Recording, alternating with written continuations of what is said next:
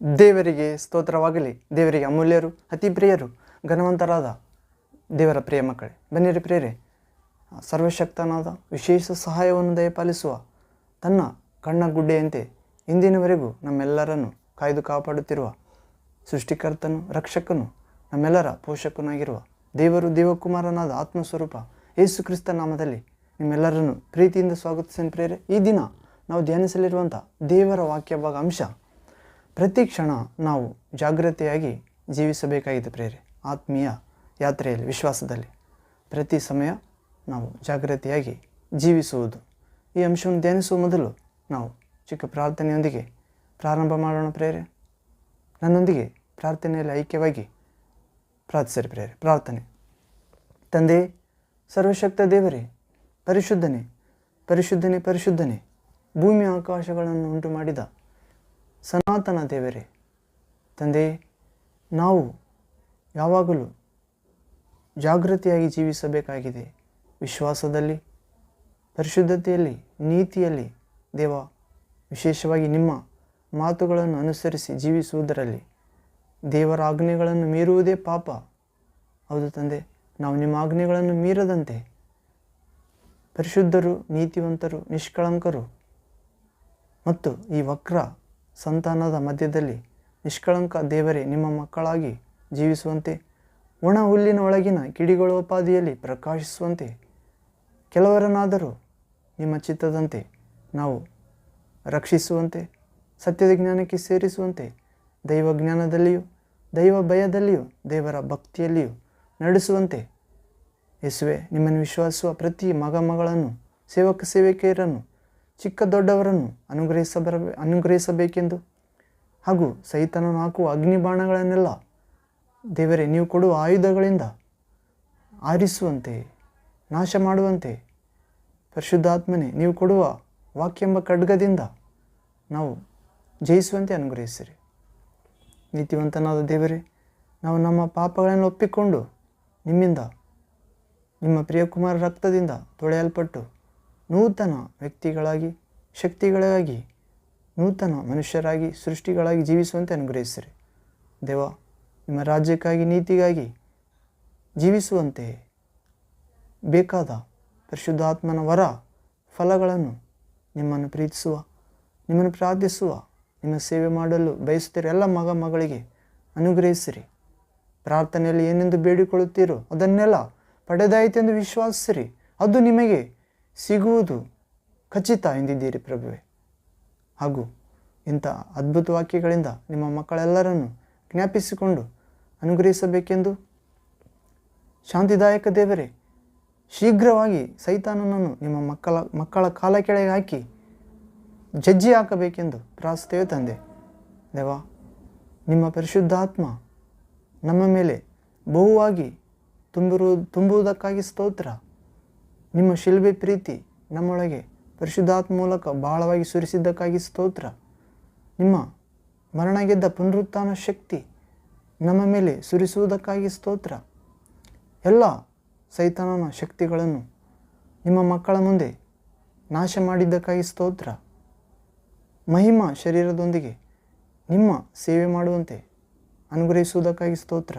ದೇವ, ಜಾಗೃತಿಯಾಗಿ ಜೀವಿಸಬೇಕು ಆತ್ಮೀಯ ಯಾತ್ರೆಯಲ್ಲಿ ಎನ್ನುವ ಅಂಶವನ್ನು ಧ್ಯಾನಿಸುವಾಗ ನೀವೇ ವಾಕ್ಯಗಳ ಮುಖಾಂತರ ತಂದೆ ಆತ್ಮನೇ, ಪರಿಶುದ್ಧಾತ್ಮನೇ, ಯೇಸು ನಾಮದಲ್ಲಿ ಮಾತಾಡಬೇಕೆಂದು ಮಾತನಾಡುವ ನಾನಲ್ಲ ತಂದೆ, ನಿಮ್ಮ ಆತ್ಮವೇ ನಿಮ್ಮ ಪ್ರಿಯಕುಮಾರ ರಕ್ಷಕ ಯೇಸು ನಾಮದಲ್ಲಿ ಮಾತನಾಡುವಂತೆ ಕೇಳುವ ನಮ್ಮೆಲ್ಲರನ್ನು ನಿಮ್ಮ ಪವಿತ್ರ ವಾಕ್ಯದ ಕೆಳಗೆ, ಪವಿತ್ರ ಆತ್ಮದ ಒಳಗೆ ಶಿಲುಬೆ ಶಕ್ತಿಯ ನೆರಳಲ್ಲಿ, ಬೆಳಕಿನಲ್ಲಿ ನೆಲೆಗೊಳಿಸಬೇಕೆಂದು ಲೋಕವನ್ನು, ಶರೀರವನ್ನು, ಮರಣವನ್ನು, ಸೈತಾನನನ್ನು ಜಯಿಸಿ ಪರಮ ಆನಂದಪುರವಾದ ಪರಲೋಕಕ್ಕೆ, ಸ್ವರ್ಗಕ್ಕೆ ನಿಮ್ಮ ಮಕ್ಕಳೆಲ್ಲರನ್ನು ಭೂಲೋಕದಿಂದಲೇ ಉತ್ಸವದೊಂದಿಗೆ ಕರೆದು ಸಾಗಿಸಬೇಕೆಂದು ಬೇಗನೆ ಬರಲಿರುವ ನಮ್ಮ ಪ್ರಭು ತಂದೆ, ನಿಮ್ಮ ಪ್ರಿಯಕುಮಾರ ನಜರೇತಿನ ಯೇಸು ಕ್ರಿಸ್ತ ನಾಮದಲ್ಲಿ ಪ್ರಾರ್ಥಿಸಿ ಬೇಡಿ ಹೊಂದಿದ್ದೇವೆ ತಂದೆಯೇ. Amen, amen. Thank you father, thank you Jesus Christ, thank you holy ghost fire, living water flow. ಹೌದು ಪ್ರಿಯರೇ.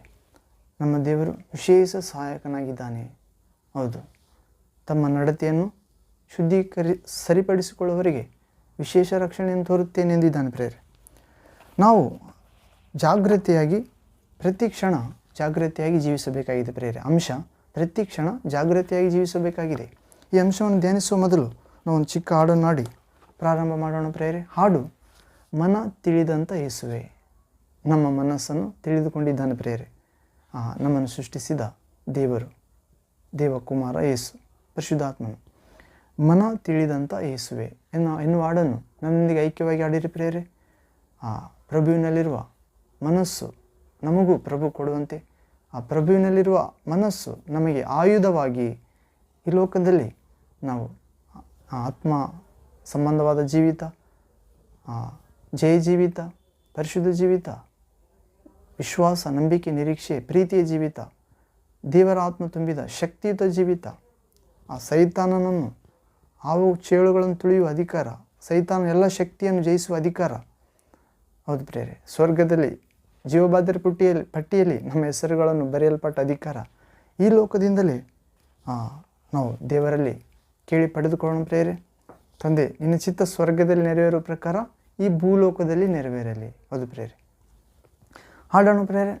ಮನ ತಿಳಿದಂಥ ಯೇಸುವೆ. ನನ್ನೊಂದಿಗೆ ಹಾಡಿರಿ. ಪ್ರಭುವಿನಲ್ಲಿ ಐಕ್ಯವಾಗೋಣ ಯೇಸು ನಾಮದಲ್ಲಿ. ಮನ ತಿಳಿದಂಥ ಯೇಸುವೆ, ಮನದಲ್ಲಿ ಜೊತೆಯಾಗಿ ನಿಂತಿರುವೆ. ಮನ ತಿಳಿದಂಥ ಯೇಸಪ್ಪ, ಮನದಲ್ಲಿ ಜೊತೆಯಾಗಿ ನಿಂತಿರುವೆ. ಹೃದಯದಲ್ಲಿ ನಿನ್ನ ಆಜ್ಞೆಯ ಬರೆದು ನಿನ್ನ ಪತ್ರಿಕೆಯಾಗಿ ಮಾಡಿರುವೆ. ಹೃದಯದಲ್ಲಿ ನಿನ್ನ ಆಜ್ಞೆಯ ಬರೆದು ನಿನ್ನ ಪತ್ರಿಕೆಯಾಗಿ ಮಾಡಿರುವೆ. ಮನ ತಿಳಿದಂಥ ಯೇಸುವೆ, ಮನದಲ್ಲಿ ಜೊತೆಯಾಗಿ ನಿಂತಿರುವೆ. ಮನ ತಿಳಿದಂಥ ಯೇಸಪ್ಪ, ಮನದಲ್ಲಿ ಜೊತೆಯಾಗಿ ನಿಂತಿರುವೆ.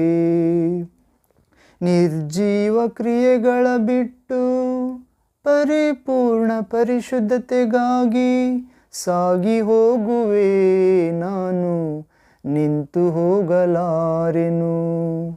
ನಿರ್ಜೀವ ಕ್ರಿಯೆಗಳ ಬಿಟ್ಟು ಪರಿಪೂರ್ಣ ಪರಿಶುದ್ಧತೆಗಾಗಿ ಸಾಗಿ ಹೋಗುವೆ ನಾನು, ನಿಂತು ಹೋಗಲಾರೆನು. ಸಾಹಸ ಕ್ರಿಯೆಗಳ ಮಾಡುವ ನಿನ್ನ ದಕ್ಷಿಣ ಹಸ್ತದಿಂದ ನನ್ನ ಹಿಡಿದುಕೊಂಡಿರುವೆ. ಬಿಡಲಾರೆ ಎಂದಿಗೂ ಯೇಸುವೆ. ಸಾಹಸ ಕ್ರಿಯೆಗಳ ಮಾಡುವ ನಿನ್ನ ಹಸ್ತಗಳಿಂದ ನನ್ನ ಹಿಡಿದುಕೊಂಡಿರುವೆ. ಬಿಡಲಾರೆ ಎಂದಿಗೂ. ಮನ ತಿಳಿದಂಥ ಯೇಸುವೆ, ಮನದಲ್ಲಿ ಜೊತೆಯಾಗಿ ನಿಂತಿರುವೆ. ಮನ ತಿಳಿದಂಥ ಯೇಸಪ್ಪ, ಮನದಲ್ಲಿ ಜೊತೆಯಾಗಿ ನಿಂತಿರುವೆ. ಹಿಂದಿನವುಗಳ ಮರೆತು ನಿನ್ನ ಜೊತೆ ನಾನು ಕೋರಿ, ಆತ್ಮೀಯ ಯಾತ್ರೆಯಲ್ಲಿ ನಾನು ಬಳಲಿ ಹೋಗಲಾರೆನು. ಹಿಂದಿನವುಗಳ ಮರೆತು ನಿನ್ನ ಜೊತೆ ನಾನು ಕೋರಿ, ಆತ್ಮೀಯ ಯಾತ್ರೆಯಲ್ಲಿ ನಾನು ಬಳಲಿ ಹೋಗಲಾರೆನು. ಆಶ್ಚರ್ಯ ಕ್ರಿಯೆಗಳ ಮಾಡುವ ದಕ್ಷಿಣ ಹಸ್ತದಿಂದ ನನ್ನ ಆರಿಸಿಕೊಂಡಿರುವೆ. ತೊರೆಯಲಾರೆ ಎಂದಿಗೂ ಯೇಸುವೆ. ಆಶ್ಚರ್ಯ ಕ್ರಿಯೆಗಳ ಮಾಡುವ ನಿನ್ನ ದಕ್ಷಿಣ ಹಸ್ತದಿಂದ ನನ್ನ ಆರಿಸಿಕೊಂಡಿರುವೆ. ತೊರೆಯಲಾರೆ ಎಂದಿಗೂ. ಮನ ತಿಳಿದಂಥ ಯೇಸುವೆ, ಮನದಲ್ಲಿ ಜೊತೆಯಾಗಿ ನಿಂತಿರುವೆ. ಮನ ತಿಳಿದಂಥ ಯೇಸಪ್ಪ, ಮನದಲ್ಲಿ ಜೊತೆಯಾಗಿ ನಿಂತಿರುವೆ. ಮರ್ತ್ಯವಾದ ದೇಹವ ಬಿಟ್ಟು ಅಮರ್ತ್ಯವನ್ನು ಹೊಂದುವುದಕ್ಕೆ ಪ್ರಭು ಭೋಜನಾರಾಧನೆಗೆ ದೂರವಾಗಲಾರೆನು ನಾ. ಮರ್ತ್ಯವಾದ ದೇಹವ ಬಿಟ್ಟು ಸಾಮರ್ಥ್ಯವನ್ನು ಹೊಂದುವುದಕ್ಕೆ ಪ್ರಭು ಭೋಜನಾರಾಧನೆಗೆ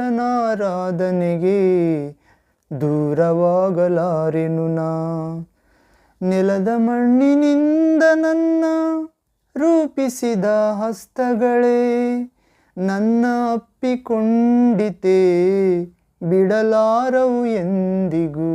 ಕ್ರಿಸ್ತನೇ, ನೆಲದ ಮಣ್ಣಿನಿಂದ ನನ್ನ ರೂಪಿಸಿದ ಹಸ್ತಗಳೇ ನಮ್ಮ ಅಪ್ಪಿಕೊಂಡಿತೆ ಬಿಡಲಾರವು ಎಂದಿಗೂ.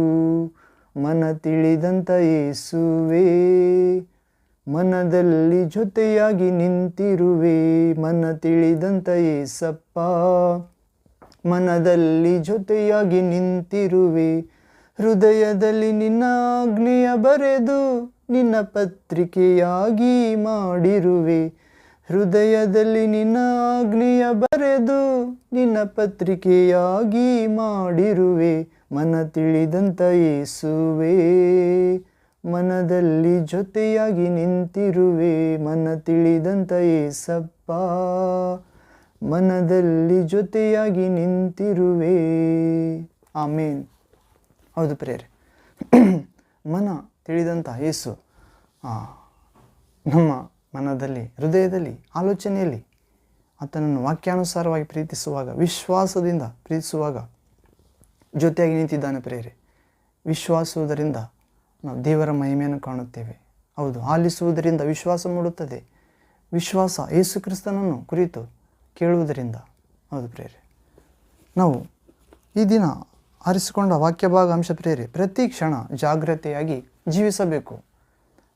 ಆತ್ಮೀಯ ಯಾತ್ರೆಯಲ್ಲಿ ದೇವರಲ್ಲಿ, ಸತ್ಯದೇವರಲ್ಲಿ, ಭೂಮಿ ಆಕಾಶ ಉಂಟು ಮಾಡಿದ ಸೃಷ್ಟಿಕರ್ತನಲ್ಲಿ ನಮ್ಮನ್ನು ತಾಯಿ ಗರ್ಭದಿಂದಲೇ ರೂಪಿಸಿ ನಡೆಸುತ್ತಿರುವ ದೇವರಲ್ಲಿ ವಿಶ್ವಾಸವಿಟ್ಟ ಹಾಗೂ ಯೇಸು ಕ್ರಿಸ್ತನಲ್ಲಿ ತನ್ನ ನಿತ್ಯ ಮಹಿಮೆಗೆ ಕರೆದಂಥ, ದೇವರ ಮಕ್ಕಳ ಪದವಿಗೆ ಕರೆದಂಥ ಹಾಗೂ ಪರಮ ಆನಂದದಲ್ಲಿ, ಪರಮ ಆತ್ಮದಲ್ಲಿ ಭಾಗಿಯಾಗಲು ಕರೆದಂಥ ದೇವರೊಂದಿಗೆ ಜೀವಿಸಲು ನಾವು ಪ್ರತಿ ಕ್ಷಣ ಜಾಗ್ರತೆಯಾಗಿ ಜೀವಿಸಬೇಕಾಗಿದೆ. ಯೇಸು ನಮಗೆ ರಕ್ಷಣೆಯನ್ನು ಶಿಲುಬೆಯಲ್ಲಿ ಸಂಪಾದಿಸಿಕೊಟ್ಟು ಹೋಗಿದ್ದಾನೆ ಪ್ರೇರೆ. ಆತನ ಪುನರುತ್ಥಾನದ ಮೂಲಕ ಆತನಲ್ಲಿ ವಿಶ್ವಾಸ ಇಡುವ ಯಾರೊಬ್ಬನು ನಾಶವಾಗದೆ ಎಲ್ಲರೂ ನಿತ್ಯ ಜೀವವನ್ನು ಪಡೆಯಬೇಕೆಂಬುದೇ ದೇವರ ಉದ್ದೇಶ. ಹೌದು ಪ್ರೇರೆ, ಯೋಹಾನನ ಸುವಾರ್ತೆ 3ನೇ ಅಧ್ಯಾಯ 16ನೇ ವಾಕ್ಯದಲ್ಲಿ ಓದುತ್ತೇವೆ, ದೇವರು ಈ ಲೋಕವನ್ನು ಎಷ್ಟಾಗಿ ಪ್ರೀತಿಸಿದನೆಂದರೆ ಆತನಲ್ಲಿ ವಿಶ್ವಾಸ ಇಟ್ಟ ಯಾರೊಬ್ಬನು ನಾಶವಾಗದೆ ಎಲ್ಲರೂ ನಿತ್ಯ ಜೀವ ಪಡೆಯಬೇಕೆಂಬುದೇ ದೇವರ ಉದ್ದೇಶ. ನಾವು ಯೇಸುವಿನಲ್ಲಿ ವಿಶ್ವಾಸ ಇಟ್ಟಾಗ ನಾವು ನಾಶವಾಗುವುದಿಲ್ಲ ಪ್ರೇರೆ. ಆ ಕಡೆಯವರೆಗೆ ತಾಳಿಕೊಳ್ಳುವವನು ರಕ್ಷಣೆ ಹೊಂದುವನು. ಹೌದು ಪ್ರೇರೆ, ಯೇಸುವಿನಲ್ಲಿ ವಿಶ್ವಾಸ ಇಟ್ಟಾಗ ನಾವು ರಕ್ಷಣೆ ಹೊಂದುತ್ತೇವೆ. ಆ ರಕ್ಷಣೆ ಪರಿಪೂರ್ಣತೆಗೆ ಹೋಗಬೇಕಾಗಿದೆ.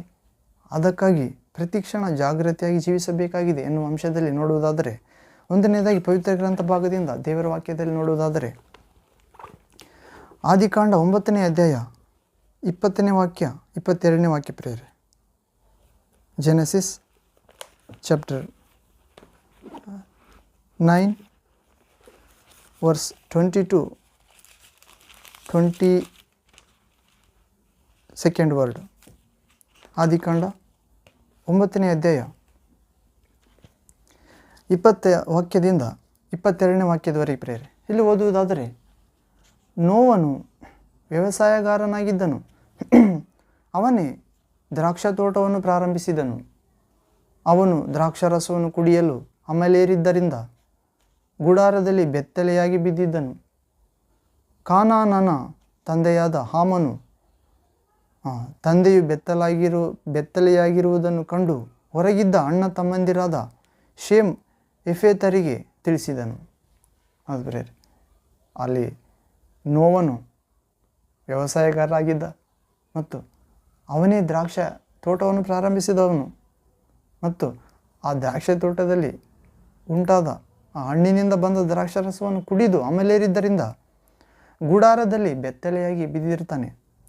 ಆತನ ದೊಡ್ಡ ಮಗನಾದ ಕಾನಾನ ಆ ತಂದೆ ಬೆತ್ತಲೆಯಾಗಿರುವುದನ್ನು ನೋಡಿ ಹೊರಗಿದ್ದ ಶೇಮ್ ಎಫೆತರಿಗೆ ಹೇಳುತ್ತಾನೆ, ತಂದೆ ಅಪ್ಪ ಬೆತ್ತಲೆಯಾಗಿ ಬಿದ್ದಿದ್ದಾನೆಂದು.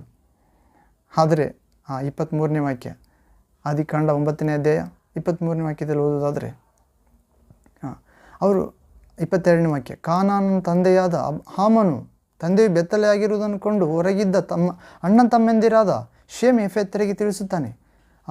ಶೇಮ್ ಯೆಫೆತರು ಇವರಿಬ್ಬರು ಕಂಬಳಿಯನ್ನು ತೆಗೆದುಕೊಂಡು, 23ನೇ ವಾಕ್ಯ, ಕಂಬಳಿಯನ್ನು ತೆಗೆದುಕೊಂಡು ತಮ್ಮಿಬ್ಬರ ಬೆನ್ನಿನ ಮೇಲೆ ಹಾಕಿಕೊಂಡು ಹಿಂದಿಂದಕ್ಕೆ ನಡೆದು ತಂದೆಗೆ ಹೊದಿಸಿ ಅವನ ಮಾನವನ್ನು ಕಾಪಾಡಿದರು.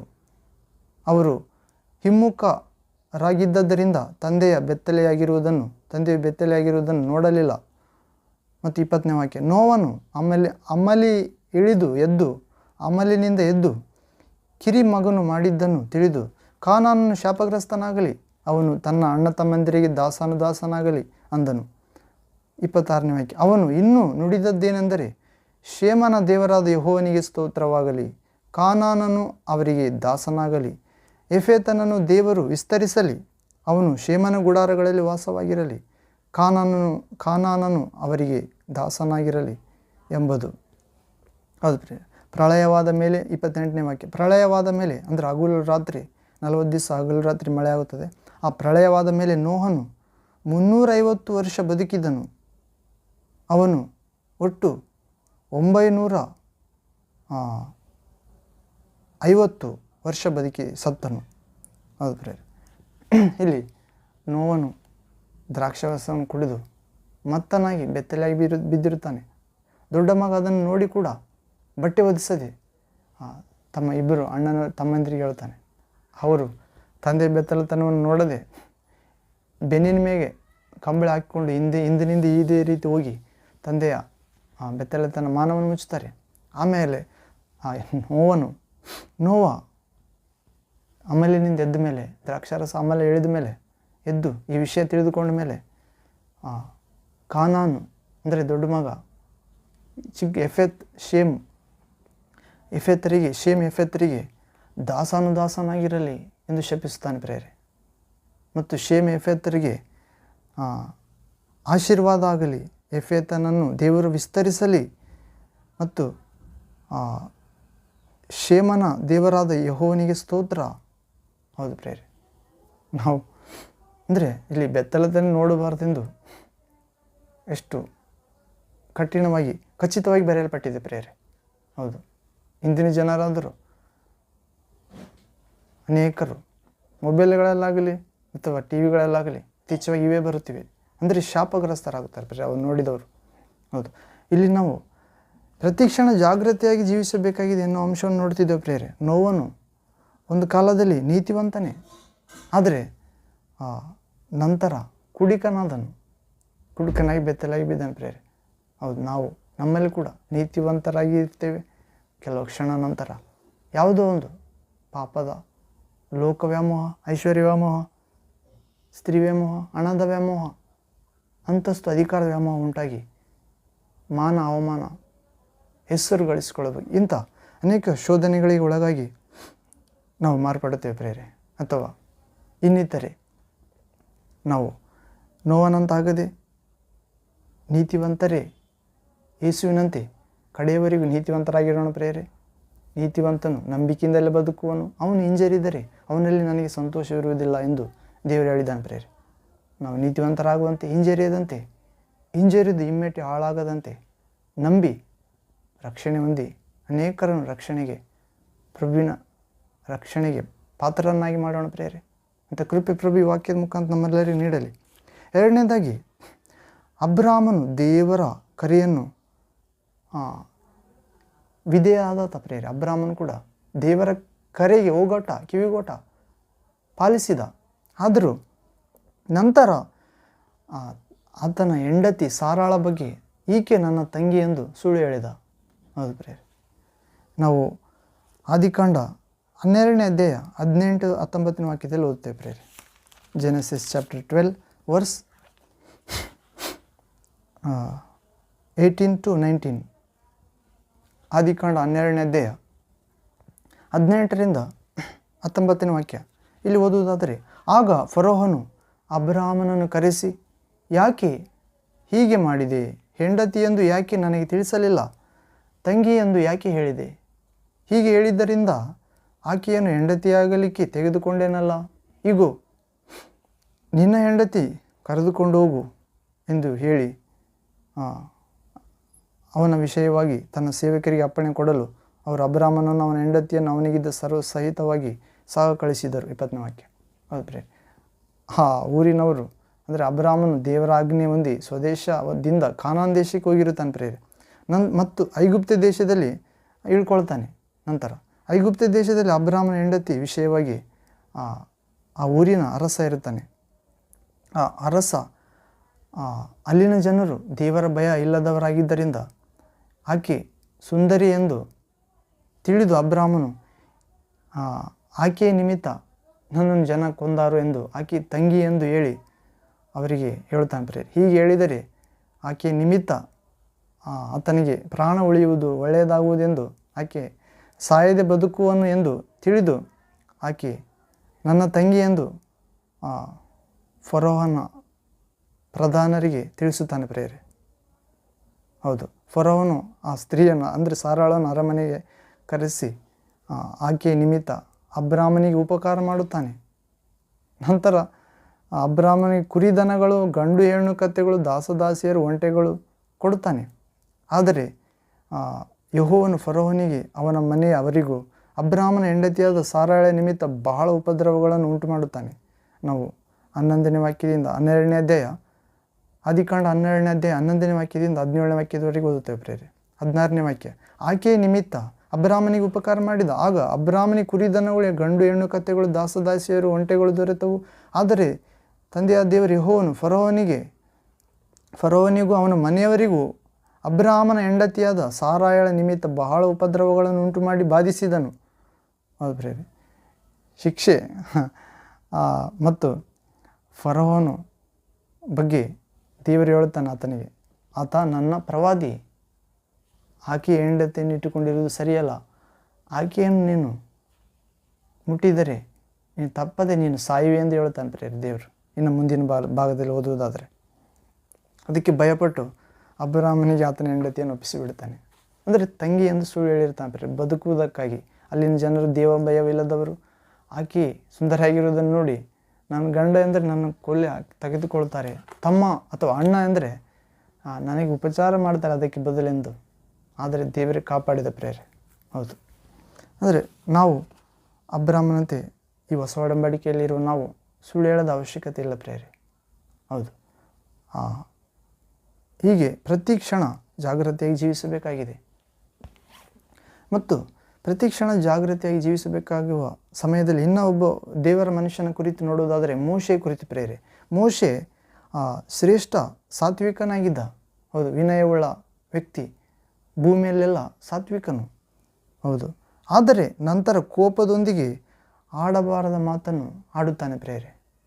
ಮೋಶೆ ಭೂಮಿಯಲ್ಲಿರುವ ಎಲ್ಲ ಮನುಷ್ಯರೆಲ್ಲ ಸಾತ್ವಿಕನು, ಆದರೂ ಆಡಬಾರದ ಮಾತನ್ನು ಆಡುತ್ತಾನೆ ಇಸ್ರಾಯೇಲರ ವಿರುದ್ಧ ದೇವರ ಮುಂದೆ. ನಾವು ಪವಿತ್ರ ಗ್ರಂಥ ಬೈಬಲ್ದಲ್ಲಿ ನೋಡುವುದಾದರೆ ಕೀರ್ತನೆಗಳ ಗ್ರಂಥ 106ನೇ ಅಧ್ಯಾಯ 3ನೇ ವಾಕ್ಯ ಪ್ರೇರೆ. ಕೀರ್ತನೆಗಳ ಗ್ರಂಥ ಸ್ಲಾಮ್ಸ್ 106 ವರ್ಸ್ 33 ವರ್ಡ್ ಅಲ್ಲಿ ಓದುವುದಾದರೆ, ಅವರು ದೇವರಾತ್ಮನಿಗೆ ವಿರೋಧವಾಗಿ ನಿಂತದ್ದರಿಂದ, ಅಂದರೆ ಇಸ್ರಾಯೇಲರು ದೇವರಾತ್ಮನಿಗೆ ವಿರೋಧವಾಗಿ ನಿಂತದ್ದರಿಂದ ಮೋಶೆ ದುಡುಕಿ ಮಾತಾಡಿದನು. ಹೌದು ಪ್ರೇರೆ, ಮೋಶೆ ಶ್ರೇಷ್ಠ ಸಾತ್ವಿಕನೆಂದು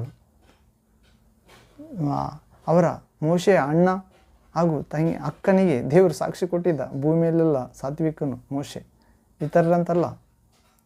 ಆದರೂ ಕೂಡ ದೇವರ ಮುಂದೆ ಆಡಬಾರದ ಮಾತನ್ನು ದೇವರ ಪ್ರಜೆಗೆ ಆಡುತ್ತಾನೆ ಪ್ರೇರೆ, ದುಡುಕಿ ಮಾತಾಡುತ್ತಾನೆ. ಕಾರಣ, ಅವರು ಇಸ್ರಾಯೇಲರು ತಮ್ಮ ರಕ್ಷಕ ದೇವರನ್ನು ಮರೆತು ಬಿಟ್ಟಿದ್ದರು. ಅರಣ್ಯದಲ್ಲಿ ಈಜಿಪ್ಟಿನಿಂದ ಕಾನಾನ್ ಯಾತ್ರೆಯಲ್ಲಿ ಕರೆದುಕೊಂಡು ಹೋಗುವಾಗ ಮತ್ತು ಮೋಶೆ ಮಧ್ಯಸ್ಥನಾಗಿ ಅವರನ್ನು ಸಂಹರಿಸಿದಂತೆ ಆತನ ಕೋಪವನ್ನು ಶಾಂತಪಡಿಸುತ್ತಿದ್ದನು. ಮತ್ತು ರಮಣೀಯ ದೇಶವನ್ನು ಅವರು ತಿರಸ್ಕರಿಸಿ ಆ ಮೋಶೆ ಮಾತನ್ನು ನಂಬಲಿಲ್ಲ. ತಮ್ಮ ತಮ್ಮ ಗುಡಾರಗಳಲ್ಲಿ ಗುಣಗುಟ್ಟಿ ಯೆಹೋವನ ಮಾತಿಗೆ ಕಿವಿಗೊಡಲಿಲ್ಲ. ಮೋಶೆ ಮುಖಾಂತರ ಆಡಿದ ದೇವರ ಮಾತುಗಳಿಗೆ ಕಿವಿಗೊಡಲಿಲ್ಲ. ತಮ್ಮ ತಮ್ಮ ಗುಡಾರಗಳಲ್ಲಿ ಗುಣಗುಟ್ಟಿದ್ದರು. ಇದರಿಂದ ಆತನು, ಅಂದರೆ 106ನೇ ಕೀರ್ತನೆ 24ನೇ ವಾಕ್ಯದಿಂದ ಪ್ರೇರೆ, 25ನೇ ವಾಕ್ಯ, 26ನೇ ವಾಕ್ಯ, ಇದರಿಂದ ಆತನು ಅವರನ್ನು ಅರಣ್ಯದಲ್ಲಿಯೇ ಬೀಳಿಸುವೆನೆಂದು ಅವರ ಸಂತಾನವನ್ನು ದೇಶಾಂತರಗಳಲ್ಲಿ ಚದರಿಸಿ ಅನ್ಯ ಜನಾಂಗಗಳ ನಡುವೆ ನಾಶ ಮಾಡುವೆನೆಂದು ಕೈ ಎತ್ತಿದನು. 29ನೇ ವಾಕ್ಯ. ಈ ತಮ್ಮ ಕ್ರಿಯೆಗಳಿಂದ ಆತನನ್ನು ಕೆಣಕಿದರು, ಅವರಲ್ಲಿ ವ್ಯಾಧಿಯುಂಟಾಯಿತು. 32ನೇ ವಾಕ್ಯ. ಮತ್ತು ಅವರು ಮೆರೀಬಾದ ಪ್ರವಾಹದ ಸಮೀಪದಲ್ಲಿ ಮೆರೀಬಾ ಎಂಬ ಪ್ರವಾಹ ಸಮೀಪದಲ್ಲಿ ಆತನನ್ನು ರೇಗಿಸಿದರು. ದೇವರನ್ನು ಅವರ ದೆಸೆಯಿಂದ, ಅಂದರೆ ಮೋಶೆಯನ್ನು ರೇಗಿಸ್ತಾರೆ ಪ್ರೇರೆ, ಅವರ ದೆಸೆಯಿಂದ ಮೋಶೆಗೆ ಕೇಡುಂಟಾಯಿತು. ಅವರು ದೇವರಾತ್ಮನಿಗೆ ವಿರೋಧವಾಗಿ ನಿಂತದ್ದರಿಂದ ಮೋಶೆ ದುಡುಕಿ ಮಾತಾಡುತ್ತಾನೆ. ಇದರ ಬಗ್ಗೆ ನಾವು ಅರಣ್ಯಕಾಂಡ 20ನೇ ಅಧ್ಯಾಯ 4ನೇ ವಾಕ್ಯದಿಂದ ನೋಡುತ್ತೇವೆ ಪ್ರೇರೆ. 4ನೇ ವಾಕ್ಯದಿಂದ 12ನೇ ವಾಕ್ಯದವರೆಗೆ ಅರಣ್ಯಕಾಂಡ 20ನೇ ಅಧ್ಯಾಯ 4ನೇ ವಾಕ್ಯ ಭಾಗದಿಂದ 12ನೇ ವಾಕ್ಯದವರೆಗೆ. Numbers chapter 20 verse 4th to 12th word. ಇಲ್ಲಿ ಓದುವುದಾದರೆ, ನೀವು ಯೆಹೋವನ ಸಭೆಯವರಾದ ನಮ್ಮನ್ನು ನಿಮ್ಮ ಪಶುಗಳನ್ನು ಈ ಮರಳು ಕಾಡಿಗೆ ಕರೆದುಕೊಂಡು ಬಂದು ಯಾಕೆ ಸಾಯಿಸುತ್ತೀರಿ? ನಮ್ಮನ್ನು ಐಗುಪ್ತ ದೇಶದಿಂದ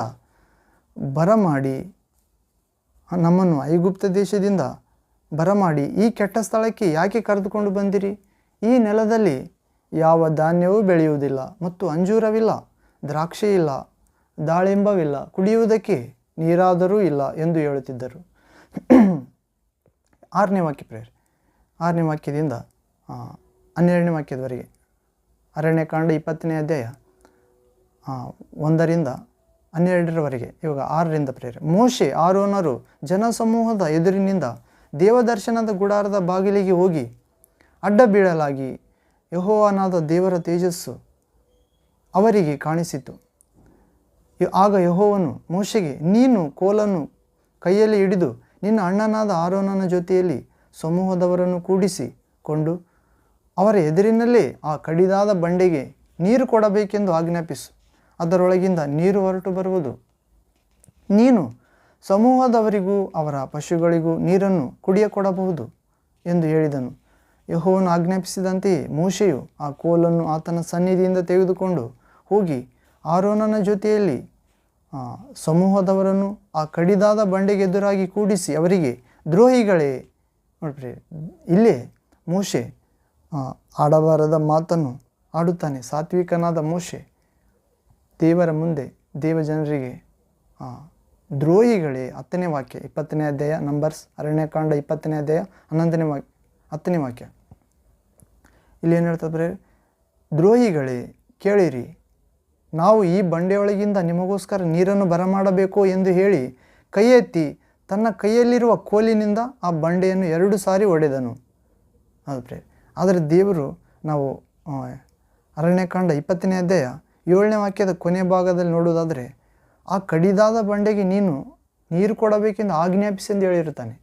ಆ ಕೋಲು ತೆಗೆದುಕೊಂಡು ಹೋಗಿ ಆ ಕಡಿದಾದ ಬಂಡೆ, ಅಂದರೆ ಆ ಸೀಳಿದ ಬಂಡೆ, ಆ ಬಂಡೆಗೆ ನೀರು ಕೊಡಬೇಕೆಂದು ಆಜ್ಞಾಪಿಸಿ ಎಂದು ಹೇಳಿರ್ತಾನೆ ದೇವರು. ಆದರೆ ಈತ ಕೋಪಿಸಿಕೊಂಡು ದ್ರೋಹಿಗಳೇ ಎಂದು ಆಡಬಾರ್ದ ಮಾತನ್ನು ಆಡಿ, ಅಷ್ಟೇ ಅಲ್ಲ, ಆ ಬಂಡೆಗೆ ಕೋಲಿನಿಂದ ಹೊಡೆಯುತ್ತಾನೆ ಪ್ರೇರೆ. ದೇವರು ಕೋಲಿನಿಂದ ಹೊಡೆ ಎಂದು ಹೇಳಿರುವುದಿಲ್ಲ, ಆದರೆ ಆಜ್ಞೆ ಮಾಡೆಂದು ಹೇಳಿರ್ತಾನೆ ಅಷ್ಟೇ. ಆದರೆ ಈತ ಹೆಚ್ಚು ಮಾತಾಡಿದ ಮತ್ತು ಹೆಚ್ಚು ದೇವರಿಗೆ ಹೇಳಿದ್ದಕ್ಕಿಂತ ಹೆಚ್ಚು ಮಾಡಿದ. ಹೌದು ಪ್ರೇರೆ. ದ್ರೋಹಿಗಳೇ, ಕೇಳಿರಿ, ನಾವು ಈ ಬಂಡೆಯೊಳಗಿಂದ ನಿಮಗೆ ನೀರನ್ನು ಬರಮಾಡಬೇಕು ಎಂದು ಹೇಳಿ ಕೈ ಎತ್ತಿ ತನ್ನ ಕೈಯಲ್ಲಿರುವ ಕೋಲಿನಿಂದ ಆ ಬಂಡೆಯನ್ನು 2 ಸಾರಿ ಹೊಡೆದ ಪ್ರೇರೆ.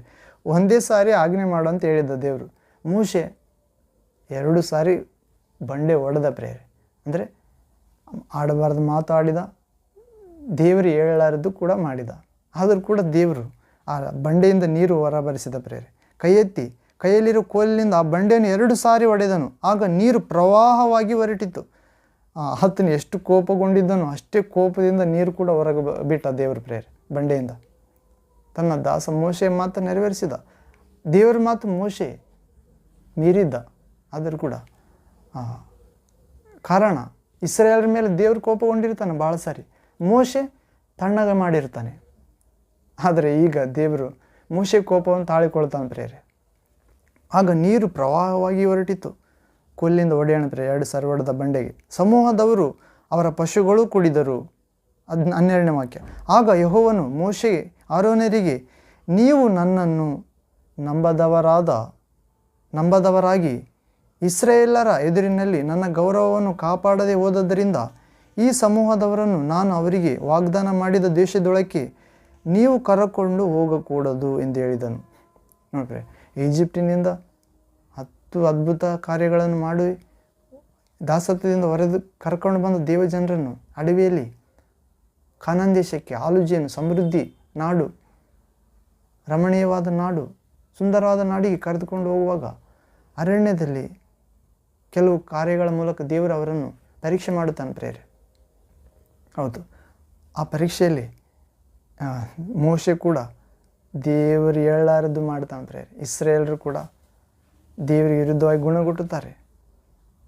ಆಗ ದೇವರು, ಮೋಶೆ, ನಾನು ನಿನಗೆ ಆಜ್ಞೆ ಮಾಡಂತ ಹೇಳಿದ್ದೇನೆ, ನೀವು ಕೋಲಿನಿಂದ ಹೊಡೆದು ಬಿಟ್ಟು ಅಷ್ಟೇ ಅಲ್ಲ ದ್ರೋಹಿಗಳೆಂದು ಮಾತಾಡಿದಿ. ಆದ್ದರಿಂದ ಇಸ್ರಾಯೇಲರನ್ನು ನೀವು ಇಸ್ರಾಯೇಲರ ಮುಂದೆ ನನ್ನನ್ನು ನಂಬದವರಾಗಿ ಇಸ್ರಾಯೇಲರ ಎದುರಿನಲ್ಲಿ ನನ್ನ ಗೌರವವನ್ನು ಕಾಪಾಡದೆ ಹೋದದ್ದರಿಂದ ಈ ಸಮೂಹದವರನ್ನು ನಾನು ಅವರಿಗೆ ವಾಗ್ದಾನ ಮಾಡಿದ ದೇಶದೊಳಕ್ಕೆ ನೀವು ಕರ್ಕೊಂಡು ಹೋಗಕೂಡದು ಎಂದು ಹೇಳ್ತಾನೆ.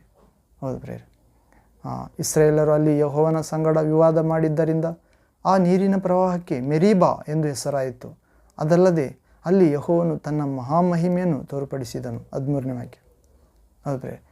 ಹೀಗೆ ಇಸ್ರಾಯೇಲ್ ಕಾನಾನ್ ದೇಶಕ್ಕೆ ಹೋದಾಗ ಕೂಡ ಒಂದು ಬೆಟ್ಟದ ಮೇಲೆಯಿಂದ ಏರಿ ಮೋಶೆ ಆ ದೇಶವನ್ನು ನೋಡಿದ ಪ್ರೇರೆ. ಕಾನಾನ್ ದೇಶವನ್ನು ದೂರದಿಂದ ನೋಡಿದ. ಬೆಟ್ಟದ ಮೇಲೆ ತನ್ನ ಪ್ರಾಣ ಬಿಟ್ಟ ಪ್ರೇರೆ. ಕಾರಣ ದೇವರು ಹೇಳದ ಮಾತನ್ನು ಮಾತಾಡಿದ ಪ್ರೇರೆ. ಸಾತ್ವಿಕನಾಗಿದ್ದರೂ ಕೋಪದೊಂದಿಗೆ ಆಡಬಾರ್ದು ಮಾತಾಡಿದ. ದ್ರೋಹಿಗಳೆಂದು ದೇವಜನರನ್ನು ಬೈದ. ಇಂದು ಕೂಡ ನಾವು ಕೂಡ ಯೇಸುವನ್ನು ವಿಶ್ವಾಸಿಸುವ ಕ್ರೈಸ್ತರನ್ನು ಸೇವಕರನ್ನು ಆಡಬಾರ್ದು ಪ್ರೇರೆ. ಯಾಕಂದರೆ ಆತನ ದೇವರನ್ನು ವಿಶ್ವಾಸಿಸಿದ್ದಾರೆ. ದೇವರು ಅವರನ್ನು ಪರೀಕ್ಷೆ ಮಾಡುತ್ತಿದ್ದಾನೆ ಮತ್ತು ಸೈತಾನನು ಕೂಡ ಪರೀಕ್ಷೆ ಮಾಡುತ್ತಿದ್ದಾನೆ. ಅವರು 2ರಷ್ಟು ಪುಟಕ್ಕೆ ಹಾಕಿದ್ದ ಚಿನ್ನದಂತೆ ಇದ್ದಾರೆ. ಹೌದು ಪ್ರೇರೆ. ಅಳಿದು ಹೋಗುವ ಬಂಗಾರವನ್ನೇ ಬೆಂಕಿಯಲ್ಲಿ ಹಾಕುವಾಗ ಅಳಿದು ಹೋಗದ ನಿಮ್ಮ ವಿಶ್ವಾಸವನ್ನು ಎಷ್ಟೋ ಹೆಚ್ಚಾಗಿ ಬಂಗಾರದ ಬೆಂಕಿಯಲ್ಲಿ ಹಾಕಬೇಕಲ್ಲ ಎಂದು ಪೇತ್ರನ ಪತ್ರಿಕೆಯಲ್ಲಿ ಓದುತ್ತೇವೆ.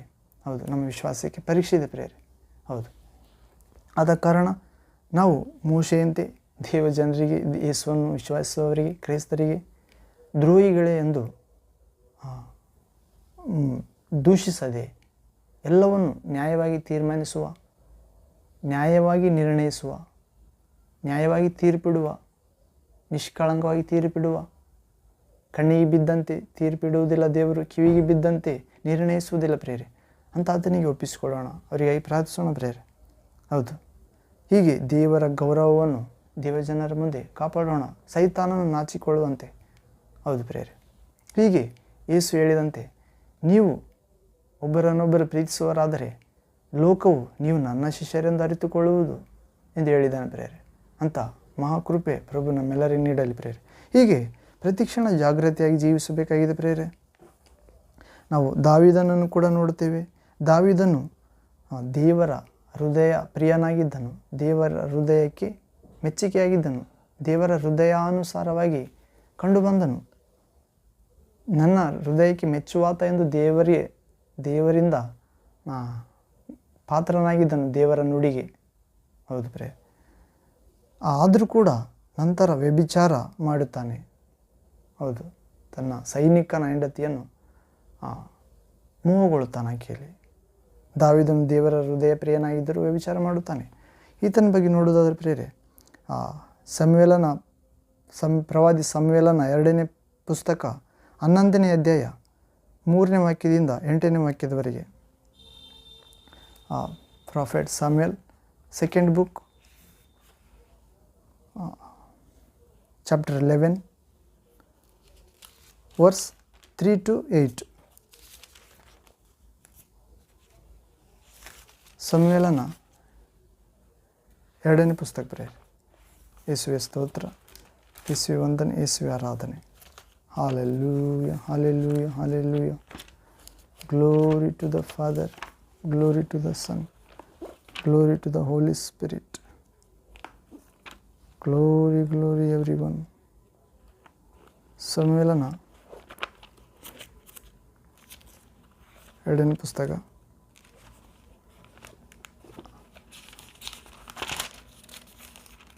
11ನೇ ಅಧ್ಯಾಯ ಪ್ರಿಯರೇ, 11ನೇ ಅಧ್ಯಾಯ 3ರಿಂದ 8ನೇ ವಾಕ್ಯದವರೆಗೆ ಇಲ್ಲಿ ಓದುವುದಾದರೆ, ದಾವೀದನ ನೀಚ ಕೃತ್ಯಗಳು. ಸ್ತ್ರೀ ಸ್ನಾನ ಮಾಡುವುದನ್ನು ಕಂಡನು. ಕೂಡಲೇ ದಾವೀದನು ಒಬ್ಬನನ್ನು ಕರೆದು ಆ ಸ್ತ್ರೀ ಯಾರೆಂದು ಕೇಳಲು ಅವನು, ಆಕೆಯು ಎಲಿಯಾಮನ ಮಗಳು, ಹಿತ್ತಿಯನಾದ ಊರಿಯನ ಹೆಂಡತಿಯೂ ಆಗಿರುವ ಬೆತ್ಷೆಬೆಯಲ್ಲವೋ ಎಂದು ಉತ್ತರ ಕೊಟ್ಟನು. ಆಗ ದಾವೀದನು ಆಗಲೇ ಋತುಸ್ನಾನ ಮಾಡಿಕೊಂಡಿದ್ದ ಆಕೆಯನ್ನು ದೂತರ ಮುಖಾಂತರವಾಗಿ ಕರೆಕಳುಹಿಸಿದನು. ಆಕೆಯು ಬರಲು ಆಕೆಯನ್ನು ಕೂಡಿದನು. ಅನಂತರ ಆಕೆಯು ತನ್ನ ಮನೆಗೆ ಹೋದಳು. ಆಕೆಯು ತಾನು ಗರ್ಭಧರಿಸಿದ್ದು ಗೊತ್ತಾದಾಗ ದಾವೀದನಿಗೆ ವರ್ತಮಾನವನ್ನು ಕಳುಹಿಸಿದಳು. 6ನೇ ವಾಕ್ಯದಿಂದ, ಒಡನೆ ದಾವೀದನು ದೂತರ ಮುಖಾಂತರವಾಗಿ ಯೋವಾಬನಿಗೆ, ಹಿತ್ತಿಯನಾದ ಊರಿಯನನ್ನು ನನ್ನ ಬಳಿಗೆ ಕಳುಹಿಸು ಎಂದು ಆಜ್ಞಾಪಿಸಿದನು. ಅವನು ಊರಿಯನನ್ನು ಕಳುಹಿಸಿದನು. ಊರಿಯನು ಬಂದಾಗ ದಾವೀದನು ಊರಿಯನು ಬಂದಾಗ ದಾವೀದನು ಊರಿಯನನ್ನು ಕೇಳುತ್ತಾನೆ ಪ್ರೇರೆ, ಯೋವಾಬನು ಸೈನ್ಯದವರು ಹೇಗಿರುತ್ತಾರೆ, ಯುದ್ಧವು ಹೇಗೆ ನಡೆದಿದೆ ಎಂದು ವಿಚಾರಿಸಿದ ನಂತರ ಅವನಿಗೆ, ಮನೆಗೆ ಹೋಗಿ ಕೈಕಾಲು ತೊಳೆದುಕೋ ಎಂದು ಹೇಳಿದನು. ಊರಿಯನು ಅರಮನೆಯಿಂದ ಹೊರಟ ಕೂಡಲೇ ಅವನ ಹಿಂದೆಯೇ ಅರಸನ ಭೋಜನ ಪದಾರ್ಥಗಳು ಹೋದವು. ಆದರೆ ಊರಿಯನು ತನ್ನ ಮನೆಗೆ ಹೋಗದೆ ಅರಸನ ಸೇವಕರೊಡನೆ ಅರಮನೆಯ ಬಾಗಲಲ್ಲೇ ಮಲಗಿಕೊಂಡನು. ಅದು ಪ್ರೇರೆ, ಇಲ್ಲಿ ದಾವೀದನು ತಪ್ಪು ಮಾಡುತ್ತಾನೆ. ಆ ತಪ್ಪನ್ನು ಮುಚ್ಚಿಕೊಳ್ಳಲು ಯುದ್ಧದಲ್ಲಿರುವ ಯಾರ ಜೊತೆಗೆ, ಬೆತ್ಷೆಬೆ ಜೊತೆಗೆ ಶರೀರ ಸಂಪರ್ಕ, ಲೈಂಗಿಕ ಪಾಪ ಮಾಡಿರ್ತಾನೆ ಪ್ರೇರೆ.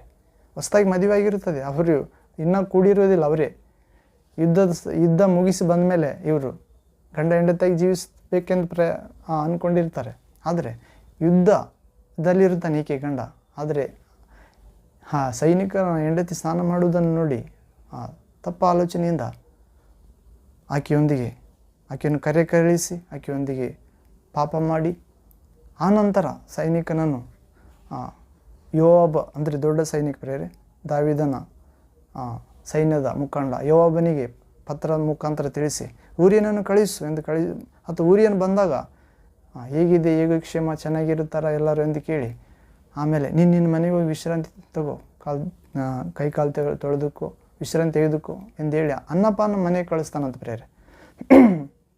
ಅಂದರೆ ಮತ್ತೆ ಈತ ತನ್ನ ಹೆಂಡತಿಯೊಂದಿಗೆ ಸಂತೋಷ ಪಡುತ್ತಾನೆ, ತನ್ನ ಹೆಂಡತಿಯೊಂದಿಗೆ ಮಲಗುತ್ತಾನೆ, ನನ್ನ ಪಾಪ ಮುಚ್ಚಿ ಹೋಗುತ್ತದೆ ಎನ್ನುವಂತೆ ನೀಚ ಕೃತ್ಯ ಎಂದು ಬೈಬಲ್ ಬರೆಯಲ್ಪಟ್ಟಿದೆ ಪ್ರೇರೆ, ದಾವೀದನ ನೀಚ ಕೃತ್ಯ.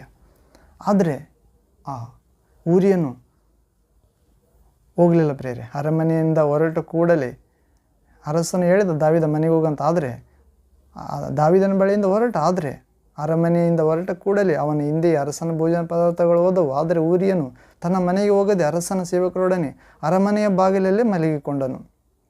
ಹೌದು ಪ್ರಿಯ, ದೇವರ ಕಾರ್ಯ ಇದು. ಹೌದು, ಅರಮನೆಯ ಬಾಗಿಲಲ್ಲಿ ಮಲ್ಕೊಂಡ. ಮರುದಿನ ಆತನಿಗೆ ಗೊತ್ತಾಗ್ತದೆ ಪ್ರೇರೆ. 10ನೇ ವಾಕ್ಯ, ಊರಿಯನು ತನ್ನ ಮನೆಗೆ ಹೋಗಲಿಲ್ಲ ಎಂಬ ವರ್ತಮಾನವು 2ನೇ ಸಮುವೇಲನ 2ನೇ ಪುಸ್ತಕ 11ನೇ ಅಧ್ಯಾಯ 10ನೇ ವಾಕ್ಯದಿಂದ, ಊರಿಯನು ತನ್ನ ಮನೆಗೆ ಹೋಗಲಿಲ್ಲ ಎಂಬ ವರ್ತಮಾನವು ದಾವೀದನಿಗೆ ಮುಟ್ಟಿದಾಗ ಇವನು ಅವನಿಗೆ, ನೀನು ಪ್ರಯಾಣ ಮಾಡಿಕೊಂಡು ಬಂದಿಯಲ್ಲ, ಯಾಕೆ ಮನೆಗೆ ಹೋಗಲಿಲ್ಲ ಅಂದನು. ಅದಕ್ಕೆ ಊರಿಯನು, ಒಡಂಬಡಿಕೆ ಮಂಜೂಷವು ಇಸ್ರಾಯೇಲ್ಯರು ಯೆಹೂದ್ಯರು ಗುಡಾರಗಳಲ್ಲಿ ವಾಸವಾಗಿದ್ದಾರೆ. ನನ್ನ ಒಡೆಯನಾದ ಯೋವಾಬನು ಅವನ ಸೇವಕರು ಬಯಲಿನಲ್ಲಿ ಪಾಳೆ ಮಾಡಿಕೊಂಡಿದ್ದಾರೆ. ಹೀಗಿರುವಲ್ಲಿ ನಾನು ನನ್ನ ಮನೆಗೆ ಹೋಗಿ ಉಂಡು ಕುಡಿದು ಹೆಂಡತಿಯೊಡನೆ ಮಲಗಿಕೊಳ್ಳುವುದು ಹೇಗೆ? ನಿನ್ನಾಣೆ, ನಿನ್ನ ಜೀವದ ಆಣೆ, ನಾನು ಇಂಥದ್ದನ್ನು ಮಾಡುವುದೇ ಇಲ್ಲ ಎಂದು ಉತ್ತರ ಕೊಟ್ಟನು.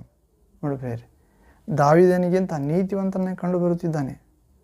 ಯಾಕೆ ನೀನು ಮನೆಗೆ ಹೋಗಲಿಲ್ಲ ಎಂದು ದಾವೀದ ಕೇಳಿದರೆ ಅದಕ್ಕೆ ಊರಿಯ ಹೇಳ್ತಾನೆ ಪ್ರೇರೆ, ಒಡಂಬಡಿಕೆ ಮಂಜೂಷ, ದೇವರಾಜ್ಞೆಗಳು, ದೇವದೂತರ ಮನ್ನ, ಆರೋನ ಚಿಗುರಿದ ಕೋಲು, ಅಥವಾ ಇಸ್ರೇಲರ ಎಲ್ಲ ಯುದ್ಧಗಳಿಗೆ ಜಯ ತಂದುಕೊಟ್ಟ ದೇವರ ಪ್ರಭಾವಿರೋ ಮಂಜೂಷ, ಒಡಂಬಡಿಕೆ ಮಂಜೂಷ. ಇಸ್ರೇಲರು ಯೆಹೂದ್ಯರ ಗುಡಾರಗಳಲ್ಲಿ ವಾಸವಾಗಿದ್ದಾರೆ. ನನ್ನ ಒಡೆಯನಾದ ಯೋವಾಬನು ಅವನ ಸೇವಕರು ಬಯಲಿನಲ್ಲಿ ಪಾಳೆ ಮಾಡಿಕೊಂಡಿದ್ದಾರೆ. ಹೀಗಿರುವಲ್ಲಿ ನಾನು ನನ್ನ ಮನೆಗೆ ಹೋಗಿ ಉಂಡು ಕುಡಿದು ಹೆಂಡತಿಯೊಡೆಗೆ ಮಲಗಿಕೊಳ್ಳುವುದು ಹೇಗೆ ಸಾಧ್ಯ? ನಿನ್ನಾಣೆ, ನಿನ್ನ ಜೀವದಾಣೆ, ನಾನು ಇಂಥದ್ದನ್ನು ಮಾಡುವುದೇ ಇಲ್ಲ ಎಂದು ಉತ್ತರ ಕೊಡ್ತಾನೆ ಪ್ರೇರೆ. ಆಗ ದಾವೀದನು ಹೇಳ್ತಾನೆ, 12ನೇ ವಾಕ್ಯ, ಸಮುವೇಲನ 2ನೇ ಪುಸ್ತಕ 11ನೇ ಅಧ್ಯಾಯ 12ನೇ ವಾಕ್ಯ 13ನೇ ವಾಕ್ಯ ಪ್ರೇರೆ. ಆಗ ದಾವೀದನು ಅವನಿಗೆ, ಯೂರಿಯನಿಗೆ, ನೀನು ಈ ಹೊತ್ತು ಇಲ್ಲೇ ಇರು, ನಾಳೆ ನಿನ್ನನ್ನು ಕಳುಹಿಸುತ್ತೇನೆ ಎಂದು ಆಜ್ಞಾಪಿಸಿದನು. ಆದುದರಿಂದ ಊರಿಯನು ಆ ದಿನ ಯೆರೂಸಲೇಮಿನಲ್ಲೇ ಇದ್ದನು. ಮರುದಿನ ದಾವೀದನು ಅವನನ್ನು ಅನ್ನಪಾನ ತೆಗೆದುಕೊಳ್ಳಬೇಕೆಂದು ತನ್ನ ಮನೆಗೆ ಕರೆದುಕೊಂಡು ಹೋಗಿ ಮತ್ತನನ್ನಾಗಿ ಮಾಡಿದನು. ಆದರೆ ಆ ರಾತ್ರಿಯಲ್ಲಿಯೂ ಅವನು ಹೋಗಿ ತನ್ನ ಯಜಮಾನನ ಸೇವಕರ ಹತ್ತಿರ ಹಾಸಿಗೆ ಹಾಸಿ ಮಲಗಿಕೊಂಡನೇ ಹೊರತು ತನ್ನ ಮನೆಗೆ ಹೋಗಲಿಲ್ಲ. ಮತ್ತು 14ನೇ ವಾಕ್ಯ, ಮರುದಿನ ಬೆಳಿಗ್ಗೆ ದಾವೀದನು ಯೋವಾಬನಿಗೆ ಒಂದು ಪತ್ರವನ್ನು ಬರೆದು ಅದನ್ನು ಊರಿಯನ ಕೈಯಲ್ಲಿ ಕೊಟ್ಟು ಕಳುಹಿಸಿದನು. ಅದರಲ್ಲಿ ಇದ್ದದ್ದೇನೆಂದರೆ, ಊರಿಯನು ಗಾಯ ಹೊಂದಿ ಸಾಯುವಂತೆ ಅವನನ್ನು ಘೋರ ಯುದ್ಧ ನಡೆಯುತ್ತಿರುವ ಕಡೆಗೆ ಮುಂಭಾಗದಲ್ಲಿ ನಿಲ್ಲಿಸಿ ನೀವು ಹಿಂದಕ್ಕೆ ಸರಿದುಕೊಳ್ಳಿರಿ ಎಂಬುದೇ. ಯೋವಾಬನು ಪಟ್ಟಣಕ್ಕೆ 16ನೇ ವಾಕ್ಯ, ಯೋವಾಬನು ಪಟ್ಟಣಕ್ಕೆ ಮುತ್ತಿಗೆ ಹಾಕುವಾಗ ಶೂರರಾದ ಶತ್ರು ಸೈನಿಕರೆಲ್ಲಿ ಇರುತ್ತಾರೆಂದು ಗೊತ್ತು ಮಾಡಿಕೊಂಡು ಊರಿಯನನ್ನು ಅಲ್ಲಿ ನಿಲ್ಲಿಸಿದನು. ಆ ಊರಿನ ಜನರು ಹೊರಗೆ ಬಂದು ಯೋವಾಬನೊಡನೆ ಕಾದಾಡಿದಾಗ ದಾವೀದನ ಸೇವಕರಲ್ಲಿ ಕೆಲವರು ಸತ್ತರು. ಹಿತ್ತಿಯನಾದ ಊರಿಯನೂ ಮಡಿದನು. ನೋಡ್ಪ್ರಿಯರೇ, ಆತನು ಮಾಡಿದ ಪಾಪದಿಂದಾಗಿ ಪಾಪವಿಲ್ಲದ ನೀತಿವಂತ ಒಬ್ಬ ಮನುಷ್ಯ ಸಾಯಬೇಕಾಯ್ತು ಪ್ರೇರೆ. ಕಾರಣ, ತಾನು ಮಾಡಿದ ಪಾಪವನ್ನು ಮುಚ್ಚಿಡುವುದಕ್ಕಾಗಿ ಹಾಗೂ ಪಾಪದಿಂದ ಬಂದ ಪ್ರೇರಣೆಯನ್ನು ಆ ನೀತಿವಂತನು ನೆರವೇರಿಸಲಿಲ್ಲ. ಅದು ಪ್ರೇರೆ. ಅದಕ್ಕಾಗಿ ಆ ಅನೀತಿ ಒಬ್ಬ ನೀತಿವಂತ ಮನುಷ್ಯನನ್ನು ಪ್ರಾಣ ತೆಗೆಯಿತು. ಕಾರಣ, ಅನೀತಿ ರಾಜ ಸ್ಥಾನದಲ್ಲಿ ನಿಂತಿತ್ತು. ಹೌದು ಪ್ರೇರೆ. ಸೈತಾನನು ದಾವೀದನ ಹೃದಯವನ್ನು ಕೆಡಿಸಿದ್ದನು ಹಾಗೂ ಶರೀರ ಸ್ವಭಾವದಲ್ಲಿ ಮಗ್ನ ಆಗಿರುವುದರ ಪರಿಣಾಮ ಮರಣ. ನಾವು ರೋಮಪತ್ರಿಕೆ 8ನೇ ಅಧ್ಯಾಯದಲ್ಲಿ ಓದುತ್ತೇವೆ. ಶರೀರ ಸ್ವಭಾವದಲ್ಲಿದ್ದ ದಾವೀದ ತನ್ನ ಸೈನಿಕ ಹೆಂಡತಿ, ತನ್ನ ರಾಜ್ಯದ ಸೈನಿಕ, ಇನ್ನೊಬ್ಬ ಆಕೆ ಹೆಂಡತಿ, ಇನ್ನೊಬ್ಬರ 10 ಆಜ್ಞೆಗಳು ಬರೆಯಲ್ಪಟ್ಟಿವೆ ಆಲ್ರೆಡಿ. ಆ ಮಂಜೂಷ ಪೆಟ್ಟಿಗೆಯಲ್ಲಿ ಇಡಲಾಗಿತ್ತು.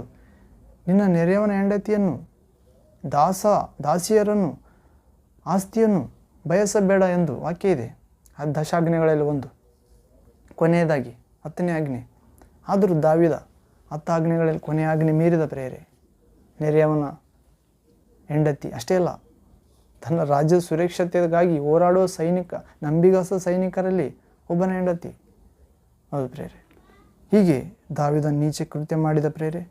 ಸಾಯಿಸುವುದಕ್ಕೆ ಪ್ರಾಣ ಮಾಡಿದ, ಪಾಪ ಮಾಡಿದ್ದಲ್ಲದೆ ಕೆಟ್ಟ ಆಲೋಚನೆ ಉಂಟು ಮಾಡಿದ. ಊರಿಯನಿಗೆ ಮತ್ತು ಆತನ ಕೈಯಲ್ಲಿ ಪತ್ರ ಬರೆದು ಯುದ್ಧದಲ್ಲಿ ಈತನನ್ನು ಘೋರವಾಗಿ ಸಾಯಿಸಿರಿ, ಎಲ್ಲಿ ಯುದ್ಧ ಬಹಳವಾಗಿ ನಡೆಯುತ್ತದೆ ಅಲ್ಲಿ ಮುಂದೆ ನಿಲ್ಲಿಸಿ ಎಂದು ಹೇಳಿ. ಹೌದು ಪ್ರೇರೆ. ಇದೆಲ್ಲ ಪಾಪ ಪರಿಣಾಮ ಪ್ರೇರೆ. ಪಾಪ ಮಾಡಿದಾಗ ಕಣ್ಣು ಕುರುಡಾಗುತ್ತದೆ, ಆತ್ಮೀಯ ಆಲೋಚನೆ ನಿಂತು ಹೋಗುತ್ತದೆ. ಹೌದು, ಪಾಪ ಕೊಡುವ ಸಂಬಳ ಮರಣ. ಆದರೆ ನಮ್ಮ ಪ್ರಭುವಾದ ಕರ್ತನ ದೇವಕುಮಾರ ಯೇಸು ಕ್ರಿಸ್ತನಲ್ಲಿರುವ ಉಚಿತಾರ್ಥವರ ನಿತ್ಯ ಜೀವ. ಹೌದು ಪ್ರೇರೆ. ನಾವು ಯೇಸು ಕ್ರಿಸ್ತನ ವಿಶ್ವಾಸವನ್ನು ಪ್ರೇರೆ. ಅಂದು ದೇವರಿಗೆ ಎಷ್ಟು ಹೃದಯ ಪ್ರಿಯನಾಗಿದ್ದರೂ ದಾವೀದ ಕೆಲವೊಂದು ವಿಷಯದಲ್ಲಿ ಬಿದ್ದು ಹೋದ. ಆದರೂ ಪಶ್ಚಾತ್ತಾಪ ಪಟ್ಟ ನಂತರ ಆ ಪಶ್ಚಾತ್ತಾಪಟ್ಟರೂ ಕೂಡ ಆತ ಮಾಡಿದ ಪಾಪವನ್ನು ಆತ ಅನುಭವಿಸಿದ ಪ್ರೇರೆ. ಮರಣದವರೆಗೆ ಆ ಪಾಪದ ಕಹಿ ಅನುಭವ ಆತನಿಗೆ, ದಾವೀದನಿಗೆ ಬಿಟ್ಟು ಹೋಗಲಿಲ್ಲ. ಅಷ್ಟು ಗಾಯ ಆಯಿತು. ಮತ್ತೆ ಜೀವನದಲ್ಲಿ ಅಂಥ ಪಾಪ ಮಾಡಬಾರದು ಎಂದು ತೀರ್ಮಾನಿಸಿಕೊಂಡ ಪ್ರೇರೆ. 51ನೇ ಕೀರ್ತನೆಯನ್ನು ಆತನೇ ಬರೆದಿದ್ದು. ಆತನ ಮಾಡಿದ ಪಾಪದಿಂದಾಗಿ 51ನೇ ಕೀರ್ತನೆಯಲ್ಲಿ ಪಶ್ಚಾತ್ತಾಪಪಟ್ಟು ಬರೆದು, ದೇವರೇ ನಿನ್ನ ಶುದ್ಧ ಹೃದಯವನ್ನು ನನ್ನಲ್ಲಿ ನಿರ್ಮಿಸು, ನಿನ್ನ ಪರಿಶುದ್ಧಾತ್ಮ ನನ್ನಿಂದ ತೆಗೆಯಬೇಡ, ನಿನ್ನ ಪರಿಶುದ್ಧ ಸನ್ನಿಧಿಯಿಂದ ನನ್ನನ್ನು ತಳ್ಳಬೇಡ, ನನ್ನನ್ನು ನೂತನಪಡಿಸು, ಸ್ಥಿರ ಮನಸ್ಸು ನೀಡು ಎಂದು ಹೇಳುತ್ತಿದ್ದಾನೆ. ಮತ್ತು ರಕ್ತಾಪರಾಧದಿಂದ ನನ್ನನ್ನು ಬಿಡಿಸು, ನಿನ್ನ ರಕ್ಷಣಾನಂದವನ್ನು ನಾನು ತಿರುಗಿ ಅನುಭವಿಸುವಂತೆ ಮಾಡು ಹೀಗೆ ಕೇಳ್ತಿದ್ದಾನೆ ಪ್ರೇರೆ. ನಿನ್ನ ಕಣ್ಣಿಗೆ ಕೆಟ್ಟದ್ದಾಗಿರೋದನ್ನೇ ಮಾಡಿದೆ. ಕರುಣಾಮಯ ದೇವರೇ, ಪ್ರೀತಿ ಸ್ವರೂಪನೇ, ನನ್ನನ್ನು ಕರುಣಿಸು. ಕರುಣಾಮಯ ದೇವರೇ, ನನ್ನ ಪಾಪವನ್ನು ತೊಳೆದು ಶುದ್ಧೀಕರಿಸು, ನನ್ನ ದೋಷವನ್ನು ಅಳಿಸು, ನನ್ನ ಪಾಪಕ್ಕೆ ವಿಮುಖನಾಗು. ಹೌದು ಪ್ರೇರೆ, ನನ್ನ ದೋಷಕ್ಕೆ ವಿಮುಖನಾಗು ಎಂದು ಹೇಳುತ್ತಿದ್ದಾನೆ. ತಾಯಿ ಗರ್ಭದಿಂದ ನಾನು ಪಾಪಿ, ಒಳ್ಳೆಯದು ನನ್ನಲ್ಲಿಲ್ಲ, ಮಾತೃಗರ್ಭದಿಂದ ದ್ರೋಹಿ ಎಂದು ಈ ಪಾಪ ಮಾಡಿದ ನಂತರವೇ ಆ ಕೀರ್ತನೆಯಲ್ಲಿ ಪಶ್ಚಾತ್ತಾಪದಿಂದ ಒಪ್ಪಿಕೊಳ್ಳುತ್ತಿದ್ದಾನೆ ಪ್ರೇರೆ. ಆ ಸರ್ವಶಕ್ತ ದೇವರು ಆತನ ಪಾಪವನ್ನು ಕ್ಷಮಿಸಿದ ಪ್ರೇರೆ. ಆದರೂ ಪಾಪದ ಪರಿಣಾಮ ದಾವೀದನು ಸಂಪೂರ್ಣವಾಗಿ ಅನುಭವಿಸಿದ. ನಾವು ಅನುಭವಿಸಬಾರದು ಇಂದಿನವರೆಂದು ಆದರ್ಶವಾಗಿ ದಾವೀದನು ನಿಂತಿದ್ದಾನೆ ಪ್ರೇರೆ. ಹೌದು, ಹೀಗೆ ನಾವು ಪ್ರತಿ ಕ್ಷಣ ಜಾಗೃತಿಯಾಗಿರ್ಬೇಕು ಪ್ರೇರೆ. ಯಾವ ಕ್ಷಣ ಸ್ತ್ರೀ ಮೂಲಕ ಸೈತಾನನು ಒಬ್ಬ ಸೇವಕನನ್ನು, ಪರಿಶುದ್ಧ ವಿಶ್ವಾಸಿಯನ್ನು, ದೇವರಿಗಾಗಿ ರಾಜ್ಯಕ್ಕಾಗಿ ನೀತಿಯಾಗಿ ಜೀವಿಸುವ ಮಗಳನ್ನು ಶೋಧಿಸುತ್ತಾನೋ ಗೊತ್ತಿಲ್ಲ. ಆದರೂ ನಾವು ಇವರೆಲ್ಲರೂ ನಮಗೆ ಆದರ್ಶವಾಗಿದ್ದಾರೆ ಪ್ರೇರೆ. ಇವರು ದೇವರಿಗೆ ಮೆಚ್ಚುಗೆಯಾಗಿ ಜೀವಿಸಿದವರೇ, ಆದರೂ ಬಿದ್ದು ಹೋಗಿದ್ದರು ಕೆಲವು ಕ್ಷಣ. ನಾವು ಬಿದ್ದು ಹೋಗದೆ ಯಾವಾಗಲೂ ನಿಂತಿರುವಂತೆ ಪ್ರಭು ನಮಗೆ ಬಲ ಕೊಡುವಂತೆ ಆ ಪ್ರಾರ್ಥನೆಯಲ್ಲಿ ಬೇಡಿಕೊಳ್ಳೋಣ ಪ್ರೇರೆ. ಪ್ರಾರ್ಥಿಸುವವರಿಗೆ ದೇವರು ತಮ್ಮ ಪರಲೋಕ ಶಕ್ತಿಯನ್ನು ಕೊಡುತ್ತಾನೆ ಮತ್ತು ಆತನ ಆಜ್ಞೆಗಳನ್ನು ಕೈಗೊಂಡು ನಡೆಯುವಾಗ ಆತನ ಪರಿಶುದ್ಧಾತ್ಮನನ್ನು ಧಾರಾಳವಾಗಿ ಅನುಗ್ರಹಿಸುತ್ತಾನೆ. ನಮಗೆ ದಯಪಾಲಿಸಲಾದ ಪರಿಶುದ್ಧಾತ್ಮ ಮತ್ತೆ ನಮ್ಮನ್ನು ಪಾಪದಲ್ಲಿ ಬೀಳುವಂತೆ, ದಾಸನ ನೊಗವನ್ನು ಹೊರುವಂತೆ ಮಾಡುವ ಹೇಡಿತನದ ಆತ್ಮವಲ್ಲ ಪ್ರೇರೆ, ಧೈರ್ಯದ ಆತ್ಮ, ಶಿಕ್ಷಣಗಳ ಆತ್ಮ. ಹೌದು ಪ್ರೇರೆ, ಅಂತ ಆತ್ಮ ಪ್ರಭು ನಮ್ಮೆಲ್ಲರಿಗೆ ನೀಡಲಿ. ಯೇಸುವಿನ ಆತ್ಮ, ಹೌದು, ಯಾರಲ್ಲಿ ದೇವಕುಮಾರನಿದ್ದಾನೋ ಅವನು ಜೀವಸ್ವರೂಪ ದೇವರಲ್ಲಿದ್ದಾನೆ ಪ್ರೇರೆ. ಮತ್ತೆ ಪಾಪ ಮಾಡುವುದಿಲ್ಲ. ಕಾರಣ ಪಾಪವನ್ನು ಗೆದ್ದ ದೇವಕುಮಾರ, ಪಾಪದ ಮುಳ್ಳನ್ನು ಮುರಿದ, ಮರಣದ ಮುಳ್ಳನ್ನು ಮುರಿದ ದೇವಕುಮಾರ. ಆ ದೇವಕುಮಾರ ತನ್ನ ಆತ್ಮವನ್ನು ಕಳಿಸಿದ್ದಾನೆ ಪ್ರೇರೆ ನಮ್ಮ ಹೃದಯಗಳಿಗೆ. ಅಪ್ಪ ತಂದೆ ಎಂದು ಕೂಗುವ ದೇವರ ಆತ್ಮ. ಹೌದು, ಆ ಮಗನು ಯಾರಲ್ಲಿದ್ದಾನೋ ಅವನು ಹೊಸ ಸೃಷ್ಟಿಯಾಗಿದ್ದಾನೆ. ಎಲ್ಲ ಹಳೆಯದೆಲ್ಲ ಅಳಿದು ಹೋಗಿದೆ, ಹೊಸದು ಜನ್ಮ ತಳೆದಿದೆ ಅಂತ ಕೃಪೆ ನಮ್ಮೆಲ್ಲರಿಗೂ ಉಂಟಾಗುತ್ತದೆ ಪ್ರೇರೆ ಯೇಸುವಿನಲ್ಲಿ ಸಂದೇಹ ಪಡೆದು ವಿಶ್ವಾಸಿಸಿದಾಗ. ಹೀಗೆ ಪ್ರತಿ ಕ್ಷಣ ಜಾಗೃತಿಯಾಗಿ ಜೀವಿಸಬೇಕಾಗಿತ್ತು ಪ್ರೇರೆ. ಸೊಲೊಮೋನನು ಕೂಡ ಮಹಾಜ್ಞಾನಿಯೇ, ಆದರೆ ನಂತರ ಅನೇಕ ಸ್ತ್ರೀಯರನ್ನು ಮೋಹಿಸುತ್ತಾನೆ. ಹೌದು, ಸೊಲೊಮೋನನು ಕೂಡ ಮಹಾಜ್ಞಾನಿಯೇ, ನಂತರ ಅನೇಕ ಸ್ತ್ರೀಯರನ್ನು ಮೋಹಿಸುತ್ತಾನೆ. ಅರಸರಗಳ ಗ್ರಂಥ 1ನೇ ಗ್ರಂಥ 11ನೇ ಅಧ್ಯಾಯ 1ನೇ ವಾಕ್ಯದಿಂದ ನೋಡುತ್ತೇವೆ ಪ್ರೇರೆ. ಅರಸರ 1ನೇ ಗ್ರಂಥ 11ನೇ ಅಧ್ಯಾಯ 1ರಿಂದ 8ನೇ ವಾಕ್ಯ ಭಾಗದವರೆಗೆ. Praise the lord. Thank you Jesus. Praise to Jesus. Worship you Jesus. ಇಲ್ಲಿ ನೋಡೋದಾದ ಪ್ರೇರೆ, 1 Kings chapter 11. King of kings and Lord of lords, glory, hallelujah. Jesus, shine of shine, glory, hallelujah. Jesus, bright of bright, glory, hallelujah. ಇಲ್ಲಿ ನೋಡೋದಾದ್ರೆ ಪ್ರೇರೆ, 1 Kings chapter 11 verse 1 to 8. 1ನೇ ಅರಸರು 1ನೇ ಗ್ರಂಥ 11ನೇ ಅಧ್ಯಾಯ 1ರಿಂದ 8ನೇ ವಾಕ್ಯ ಭಾಗ ಪ್ರೇರೆ. ಇಲ್ಲಿ ಓದುವುದಾದರೆ, ಸೊಲೊಮೋನನು ಹೆಂಡತಿಯರಿಂದ ಸನ್ಮಾರ್ಗ ಭ್ರಷ್ಟನಾದದ್ದು, ರಾಜ್ಯದಲ್ಲಿ ವೈರಿಗಳು ಎದ್ದದ್ದು, ಅವನ ಮರಣ.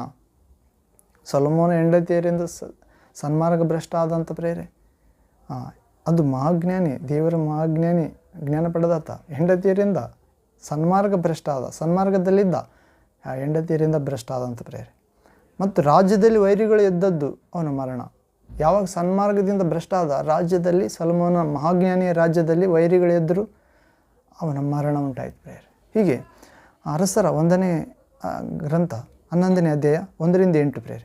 ಅರಸನಾದ ಸೊಲೊಮೋನನು 1ನೇ ವಾಕ್ಯ. ಅರಸನಾದ ಸೊಲೊಮೋನನು ಫರೋಹನ ಮಗಳನ್ನಲ್ಲದೆ ಮೋವಾಬ್ಯರು, ಅಮ್ಮೋನಿಯರು, ಎದೋಮ್ಯರು, ಚಿದೋನ್ಯರು, ಹಿತ್ತಿಯರು ಎಂಬ ಜನಾಂಗಗಳ ಸ್ತ್ರೀಯರನ್ನು ಮೋಹಿಸಿದನು. ಯೆಹೋವನು, ಅಂದರೆ ತಂದೆಯಾದ ದೇವರು ಯೆಹೋವನು, ಈ ಜನಾಂಗಗಳ ವಿಷಯದಲ್ಲಿ ಇಸ್ರಾಯೇಲರಿಗೂ ನಿಮಗೂ ಅವರಿಗೂ ಕೊಟ್ಟುಕೊಳ್ಳುವುದು ನಡೆಯಬಾರದು. ಅಂದರೆ ಹೆಣ್ಣು ಮಗಳನ್ನು ಕೊಡುವುದು, ಗಂಡು ಮಗನ ತಗುವುದು ಅಥವಾ ತಗುವುದು ನಡೆಯಬಾರದು. ಯಾರ್ಯಾರ ಮಧ್ಯೆ? ಇಸ್ರಾಯೇಲರ ಮಧ್ಯೆ, ಅನ್ಯ ಜನಾಂಗಗಳ ಮಧ್ಯೆ ಕೊಟ್ಟುಕೊಳ್ಳುವುದು ನಡೆಯಬಾರದು.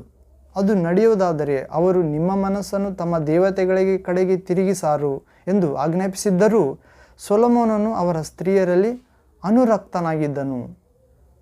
ಅಂದರೆ ಮೋಹಿಸಿದ್ದನು, ಅವರೊಂದಿಗೆ ಒಂದಾಗಿದ್ದನು ಪ್ರೇರೆ. ಆ ಶರೀರದ ಸಂಪರ್ಕ ಇಟ್ಕೊಂಡಿದ್ದಂತ ಅರ್ಥ.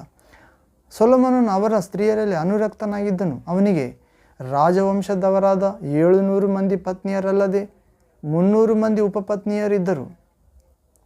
ಸೊಲೊಮೋನನಿಗೆ ರಾಜವಂಶದವರಾದ 700 ಮಂದಿ ಪತ್ನಿಯರಲ್ಲದೆ 300 ಮಂದಿ ಉಪಪತ್ನಿಯರು, ರಾಣಿಯರು 700 ಮಂದಿ, ಉಪರಾಣಿಯರು 300 ಮಂದಿ.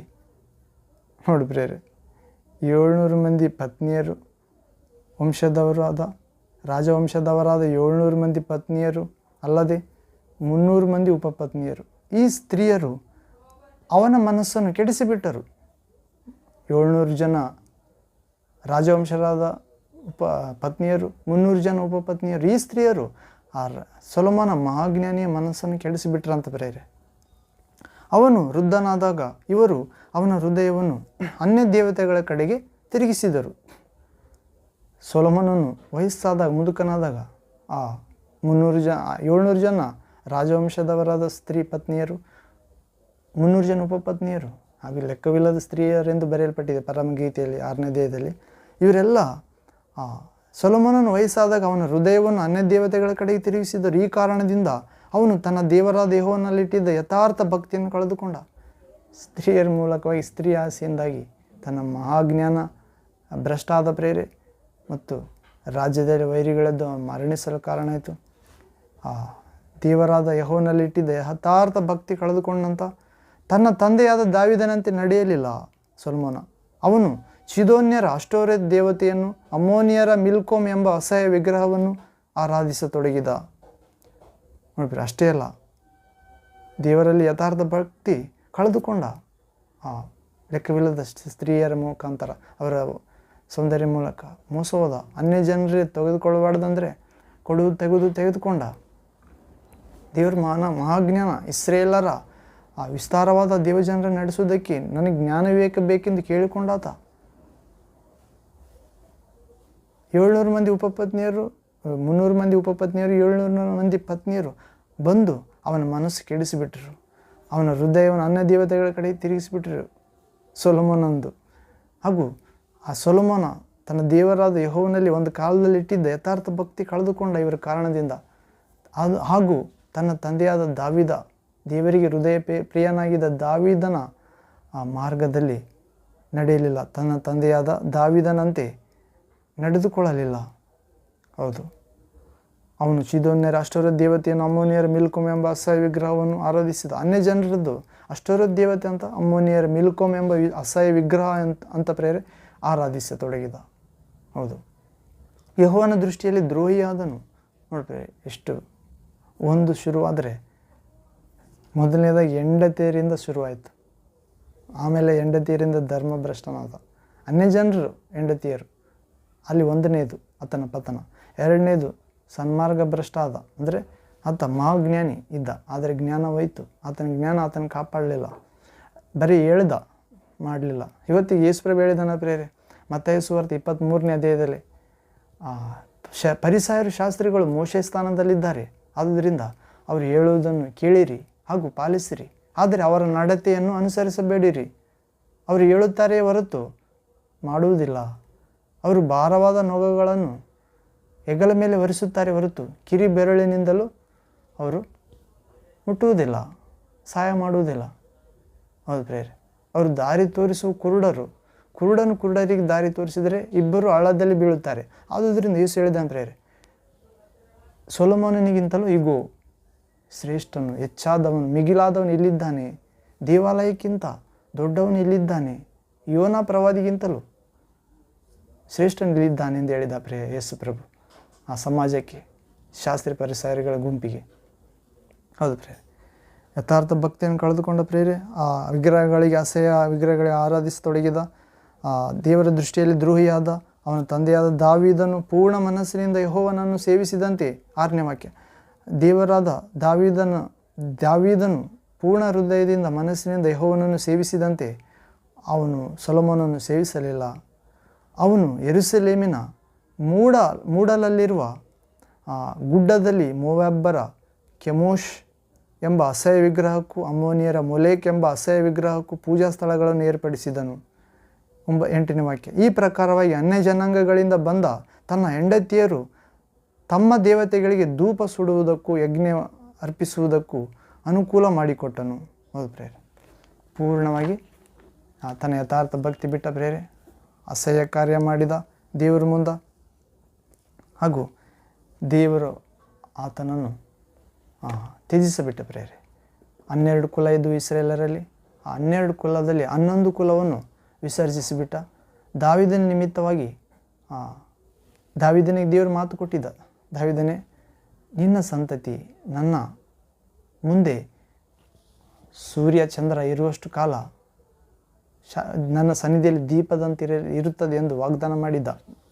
ಅನೇಕ ಶತಮಾನಗಳ ಪ್ರವಾದನೆ ಕೊಟ್ಟಿದ್ದ ದೇವರು, ಮಾತು ಕೊಟ್ಟಿದ್ದ ದಾವೀದನಿಗೆ. ದಾವೀದನು, ದೇವರೇ, ನಾನು ಎಷ್ಟು ಮುಂದಿನವರೆಗೆ ನನ್ನನ್ನು ಆಶೀರ್ವದಿಸಿದ್ದೆ ಎಂದು ಹೇಳಿದ. ಆದರೆ ಸೊಲೊಮೋನನು ಅದಕ್ಕೆ ತಕ್ಕದಾಗಿ ನಡೆಯಲಿಲ್ಲ ಪ್ರೇರೆ. ಆದರೂ ದಾವೀದನನ್ನು ಪ್ರೀತಿಸಿದ್ದರಿಂದ ದೇವರು ಸೊಲೊಮೋನನನ್ನು ಆವಾಗ ಶಿಕ್ಷಿಸದೆ ಇಸ್ರೇಲರ ಅಂದರೆ ದಾವೀದನ ಕೆಳಗೆ ಸೊಲೊಮೋನನ ಕೆಳಗೆ ದೇವರು ಇಟ್ಟಿದ್ದ ಇಸ್ರೇಲರ 12 ಕುಲಗಳನ್ನು, ಅದರಲ್ಲಿ 11 ಕುಲ ದೇವರು ಅಸಹಿಸಿ 1 ಕುಲ ದಾವೀದನ ಕುಲವನ್ನು, ಯೂದ ಕುಲವನ್ನು ಇಷ್ಟಪಟ್ಟ ಪ್ರೇರೆ, ಅದನ್ನೇ ಮುಂದುವರಿಸಿದ. ಸೊಲೊಮೋನನನ್ನು ಆ ಕಾಲದಲ್ಲಿ ಆತನ ಪದವಿಯನ್ನು ತೆಗೆಯದೆ ಆತನ ಮಗನ ಕಾಲದಲ್ಲಿ ಸೊಲೊಮೋನನ ರಾಜ್ಯವನ್ನು ಕಸಿದುಕೊಳ್ತಾನೆ ಪ್ರೇರೆ. ಹೌದು, ಹೀಗೆ ಸೊಲೊಮೋನನ ಹೆಂಡತಿಯರಿಂದ ಭ್ರಷ್ಟಾದ ಪ್ರೇರೆ, ಸನ್ಮಾರ್ಗ ಭ್ರಷ್ಟಾದ. ರಾಜ್ಯದಲ್ಲಿ ವೈರಿಗಳೆದ್ದು ಅವನನ್ನು ಸಾಯಿಸಿದರು. ಅದು ವಿಗ್ರಹ, ಅಮ್ಮೋನಿಯರ ವಿಗ್ರಹಕ್ಕೆ, ಅಸಹ್ಯ ವಿಗ್ರಹಕ್ಕೆ ಪೂಜಾ ಸ್ಥಳಗಳನ್ನು ಏರ್ಪಡಿಸಿದ. ಮತ್ತು ತನ್ನ ಹೆಂಡತಿಯರು ತಮ್ಮ ದೇವತೆಗಳಿಗೆ ಧೂಪ ಸುಡುವುದಕ್ಕೆ ಅನುಕೂಲ ಮಾಡಿಕೊಟ್ಟ. ಹೀಗೆ ತಂದೆ ದೇವರಲ್ಲಿ ಯೆಹೋವನಲ್ಲಿ ಇಟ್ಟಿದ್ದ ಯಥಾರ್ಥ ಭಕ್ತಿಯನ್ನು ಕಳೆದುಕೊಂಡ. ತಂದೆ ದಾವೀದನಂತೆ ನಡೆಯಲಿಲ್ಲ. ಹೌದು ಪ್ರೇರೆ, ಅವರು ತಮ್ಮ ಹೆಂಡತಿಯರು ಸೊಲೊಮೋನನ ಮನಸ್ಸನ್ನು ತಮ್ಮ ದೇವತೆಗಳಿಗೆ ಕಡೆಗೆ ತಿರುಗಿಸಿದರು.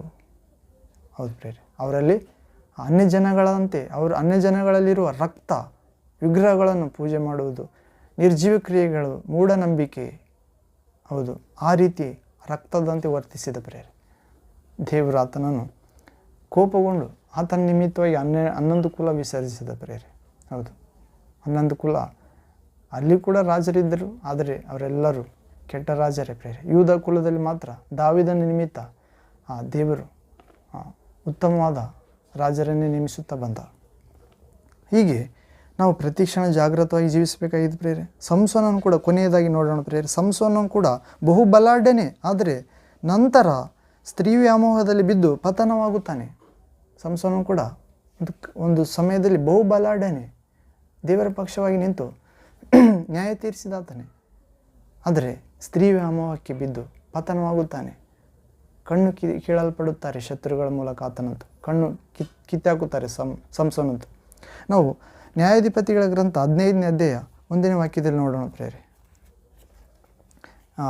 ಜಡ್ಜಸ್ ಚಾಪ್ಟರ್ 15, ಹಲ್ಲೆಲೂಯಾ, 1ನೇ ವಾಕ್ಯದಿಂದ. ನ್ಯಾಯಾಧಿಪತಿಗಳ ಗ್ರಂಥ 15ನೇ ಅಧ್ಯಾಯ 1ನೇ ವಾಕ್ಯದಿಂದ ಪ್ರೇರೆ. Judges chapter 15 verse 1 to onwards. ಇಲ್ಲಿ ಓದುವುದಾದರೆ 15ನೇ ವಾಕ್ಯ, 15ನೇ ಅಧ್ಯಾಯ, ಪೀಠಿಕೆ. ಸಂಸೋನನು ಫಿಲಿಸ್ಟಿಯರ ಪೈರನ್ನು ಹಾಳು ಮಾಡಿದ್ದು. ಸಂಸೋನನು ಫಿಲಿಸ್ಟಿಯರ ಪೈರನ್ನು ಹಾಳು ಮಾಡ್ತಾನಂತ ಪ್ರೇರೆ, ಹೊಲದ ಬೆಳೆ. ಕಾರಣ, ಕೆಲವು ದಿನಗಳಾದ ಮೇಲೆ ಗೋಧಿಯ ಸುಗ್ಗಿಯಲ್ಲಿ ಸಂಸೋನನು ಒಂದು ಹೋತ ಮರಿಯನ್ನು ತೆಗೆದುಕೊಂಡು ತನ್ನ ಹೆಂಡತಿಯನ್ನು ನೋಡುವುದಕ್ಕೋಸ್ಕರ ಹೊರಟು ಹೋಗಿ ಆಕೆಯ ತಂದೆಗೆ, ನನ್ನನ್ನು ನನ್ನ ಹೆಂಡತಿಯ ಹತ್ತಿರ ಒಳಗಿನ ಕೋಣೆಗೆ ಹೋಗಗೊಡಿಸು ಅನ್ನಲು ಅವನು ಹೋಗಬಾರದು, ನೀನು ನಿಜವಾಗಿ ಆಕೆಯನ್ನು ಹಾಗೆ ಮಾಡುತ್ತೀಯೆಂದು ನಿನ್ನ ಗೆಳೆಯರಲ್ಲೊಬ್ಬನಿಗೆ ನೀನು ಆಕೆಯನ್ನು ನಿಜವಾಗಿ ಹಾಗೆ ಮಾಡುತ್ತೀ ಎಂದು ತಿಳಿದು ನಿನ್ನ ಗೆಳೆಯರಲ್ಲಿ ಒಬ್ಬನಿಗೆ ಮದುವೆ ಮಾಡಿಕೊಟ್ಟೆನು. ಆಕೆಯ ತಂಗಿಯು ಆಕೆಗಿಂತ ಸುಂದರಿಯಾಗಿದ್ದಾಳಲ್ಲ, ಈಕೆಯು ನಿನಗಿರಲಿ ಅಂದನು. ಆಗ ಸಂಸೋನನು, ಈ ಸಾರಿ ನಾನು ಫಿಲಿಸ್ಟಿಯರಿಗೆ ಕೇಡು ಮಾಡುವುದಾದರೆ ತಪ್ಪು ನನ್ನದಲ್ಲ ಎಂದುಕೊಂಡು ಹೋಗಿ 300 ನರಿಗಳನ್ನು ಹಿಡಿದು ಬಾಲಕ್ಕೆ ಬಾಲವನ್ನು ಸೇರಿಸಿ ಕಟ್ಟಿ ಅವುಗಳ ನಡುವೆ ಒಂದೊಂದು ಪಂಜನ್ನು ಸಿಕ್ಕಿಸಿ ಪಂಜುಗಳಿಗೆ ಬೆಂಕಿ ಹೊತ್ತಿಸಿ ಆ ನರಿಗಳನ್ನು ಫಿಲಿಸ್ಟಿಯರ ಪೈರುಗಳಲ್ಲಿ ಬಿಟ್ಟು ಅವರ ತೆನೆಗೂಡುಗಳನ್ನು ಇನ್ನೂ ಕೊಯ್ಯದೇ ಇದ್ದ ಪೈರುಗಳನ್ನು ಎಣ್ಣೆಯ ಮರಗಳನ್ನು ತೋಟಗಳನ್ನು ಸುಟ್ಟುಬಿಟ್ಟನು. 6ನೇ ವಾಕ್ಯದಿಂದ ಫಿಲಿಸ್ಟಿಯರು ಇದನ್ನು ಮಾಡಿದವರು ಯಾರೆಂದು ವಿಚಾರಿಸುವಲ್ಲಿ ತಿಮ್ನಾ ಊರಿನವನ ಅಳಿಯನಾದ ಸಂಸೋನನೆಂದು ಗೊತ್ತಾಯಿತು. ಅವನ ಮಾವನು ಅವನ ಹೆಂಡತಿಯನ್ನು ಬೇರೊಬ್ಬನಿಗೆ ಕೊಟ್ಟು ಬಿಟ್ಟದ್ದೇ ಇದಕ್ಕೆ ಕಾರಣವೆಂದು ಅವರು ತಿಳಿದು ಬಂದು ಆಕೆಯ ತಂದೆಯನ್ನು ಸುಟ್ಟುಬಿಟ್ಟರು. ಸಂಸೋನನು ಅವರಿಗೆ, ನೀವು ಹೀಗೆ ಮಾಡಿದ್ದರಿಂದ ನಾನು ನಿಮಗೆ ಮುಯಿ ತೀರಿಸದೆ ಬಿಡುವುದಿಲ್ಲ ಎಂದು ಹೇಳಿ ಅವರ ತೊಡೆಗಳನ್ನು ಸೊಂಟಗಳನ್ನು ಮುರಿದು ಅವರನ್ನು ಸಂಹರಿಸಿ ತಾನು ಹೋಗಿ ಏಟಾಮ್ ಗಿರಿಯ ಗುಹೆಯಲ್ಲಿ ವಾಸ ಮಾಡಿದನು. ನೋಡಿ ಪ್ರೇಯರ್, ಇಲ್ಲಿ ಸಂಸೋನ ತಂದೆ ತಾಯಿಗಳಿಗೆ ಹೇಳದೆ, ಅಂದರೆ ತಂದೆ ತಾಯಿಗಳು ಅನ್ಯ ಜನಗಳಲ್ಲಿ ಮದುವೆ ಮಾಡಿಕಬೇಡ, ಸ್ತ್ರೀಯನ್ನು ಮೋಹಿಸಬೇಡ ಅಂತ ಹೇಳಿದ್ರು ಕೂಡ ಆ ಬೇರೆ ತಿಮ್ನಾ ಊರಿನ ಬೇರೆ ಜನಾಂಗದ ಸ್ತ್ರೀಯಲ್ಲಿ ಇಷ್ಟಪಟ್ಟು ಬೇಡಂದ್ರೂ ಕೂಡ ತಂದೆ ತಾಯಿಯನ್ನು ಕರ್ಕೊಂಡೋಗಿ ನಿಶ್ಚಿತಾರ್ಥ ಮಾಡಿ ಮದುವೆ ಮಾಡಿಕೊಂಡು ಬಂದಿರ್ತಾನೆ ಪ್ರೇಯರ್. ಅಂದರೆ ಕೆಲವು ದಿನಗಳಾದ ಮೇಲೆ ಆ ಹೆಂಡತಿಯ ಮನೆಯಲ್ಲೇ ಇರ್ತಾಳೆ. ಆಕೆ ತನ್ನ ಮನೆಯಲ್ಲಿ ಇರ್ತಾಳೆ, ಸಂಸೋನ ಹೆಂಡತಿ. ಆಕೆಯನ್ನು ಮಾತಾಡಿಸಲು ಹೋಗುತ್ತಾನೆ. ಆಗ ಅವ್ರ ತಂದೆ ಹೇಳ್ತಾನೆ, ಒಳಗೆ ಬಿಡುವುದಿಲ್ಲ ಎಂದು. ನನ್ನ ಹೆಂಡತಿಯನ್ನು ನೋಡಲು ಬಿಡ ಅಂತ ಕೇಳಿದಾಗ ಅವರಪ್ಪನ ಹೊರಗಡೆ ಬಾಗಿಲಲ್ಲಿ, ಇಲ್ಲ ನೀನು ಹೋಗಕೂಡದು, ನೀನು ಆಕೆಯನ್ನು ದ್ವೇಷ ಮಾಡುತ್ತೀ, ನೀನು ನಿಜವಾಗಿ ಆಕೆಯನ್ನು ದ್ವೇಷ ಮಾಡುತ್ತೀ ಎಂದು ನಿನ್ನ ಗೆಳೆಯರಲ್ಲಿ ಒಬ್ಬನಿಗೆ ಮದುವೆ ಮಾಡಿಕೊಟ್ಟೆನೆಂದು ಆತನ ಮಾವ ಹೇಳ್ತಾನೆ ಪ್ರೇರೆ. ಆದ ಕಾರಣ ಆಕೆ ತಣ್ಣಿಗೆ ಇನ್ನೂ ಚೆನ್ನಾಗಿದೆ, ಆಕೆಯನ್ನು ಮಾಡಿಕೊ ಅಂತ ಹೇಳ್ತಾನೆ.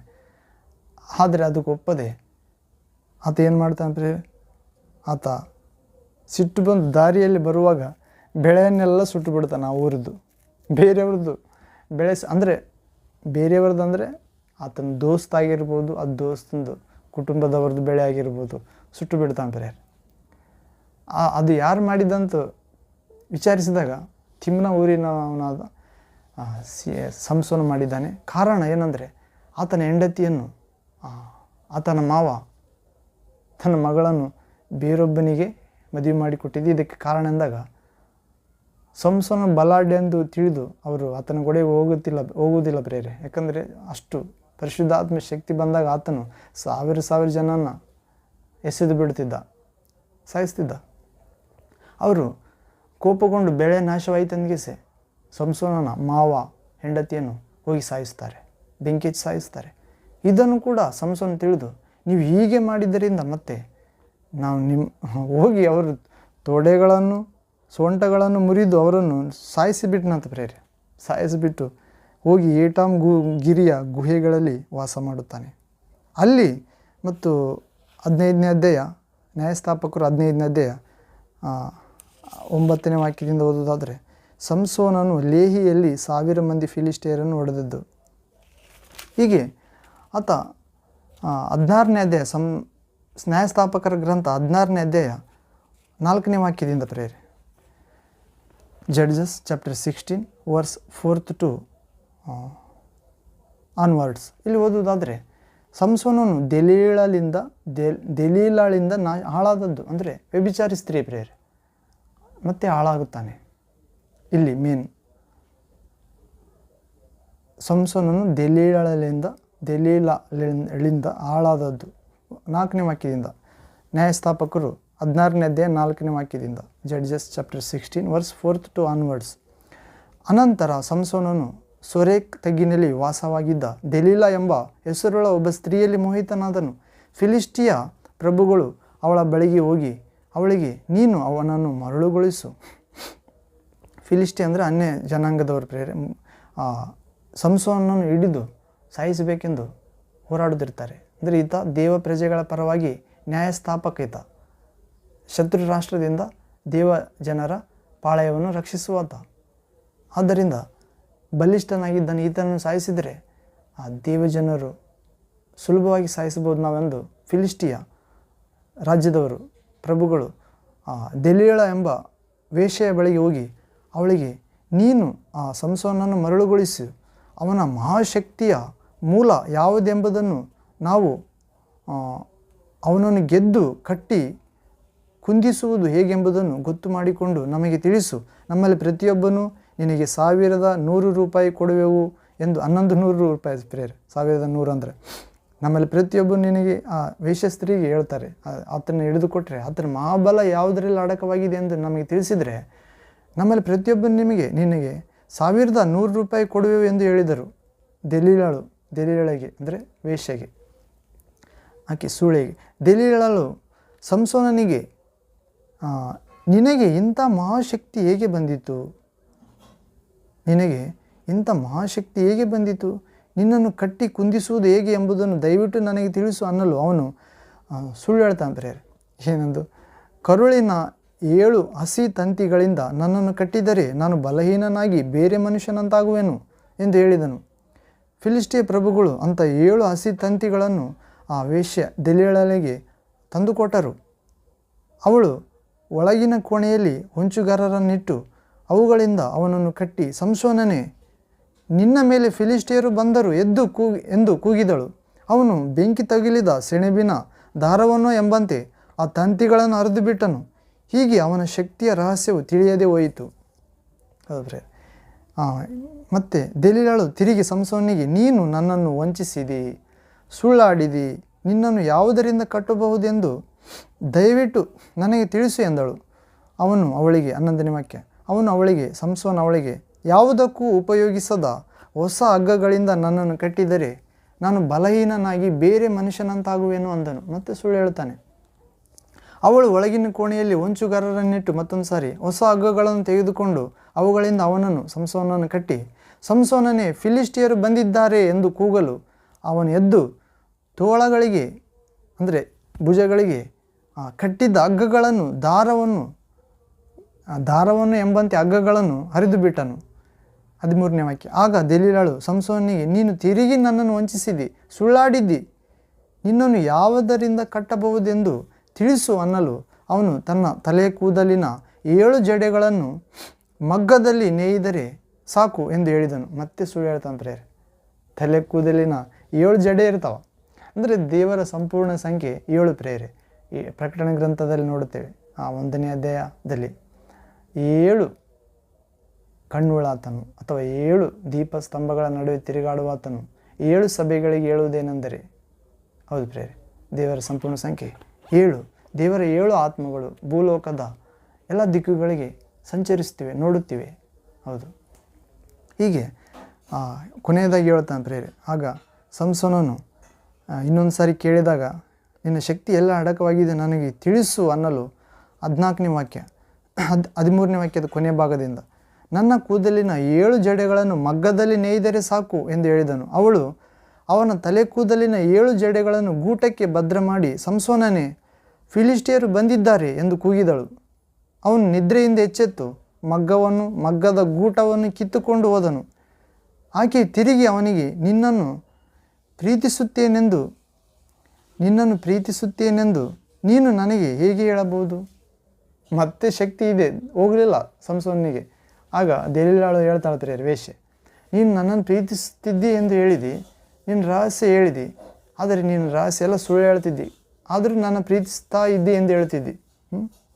ಆಕೆ ಅವನಿಗೆ, ನಿನ್ನನ್ನು ಪ್ರೀತಿಸುತ್ತೇನೆಂದು ನೀನು ನನಗೆ ಹೇಗೆ ಹೇಳಬಹುದು? ನಿನ್ನ ಮನಸ್ಸು ನನ್ನ ಮೇಲೆ ಇಲ್ಲವಲ್ಲ.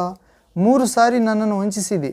ನಿನಗೆ ಇಂಥ ಮಹಾಶಕ್ತಿ ಯಾವುದರಿಂದ ಬಂದಿತೆಂಬುದನ್ನು ನನಗೆ ತಿಳಿಸಲಿಲ್ಲ ಅಂದಳು. ಇದಲ್ಲದೆ ಅವಳು ಅವನನ್ನು ದಿನವೂ ಮಾತಿನಿಂದ ಪೀಡಿಸಿದ್ದರಿಂದ ಅವನಿಗೆ ಸಾಯುವುದು ಒಳ್ಳೆಯದನ್ನುವಷ್ಟು ಬೇಸರವಾಯಿತು.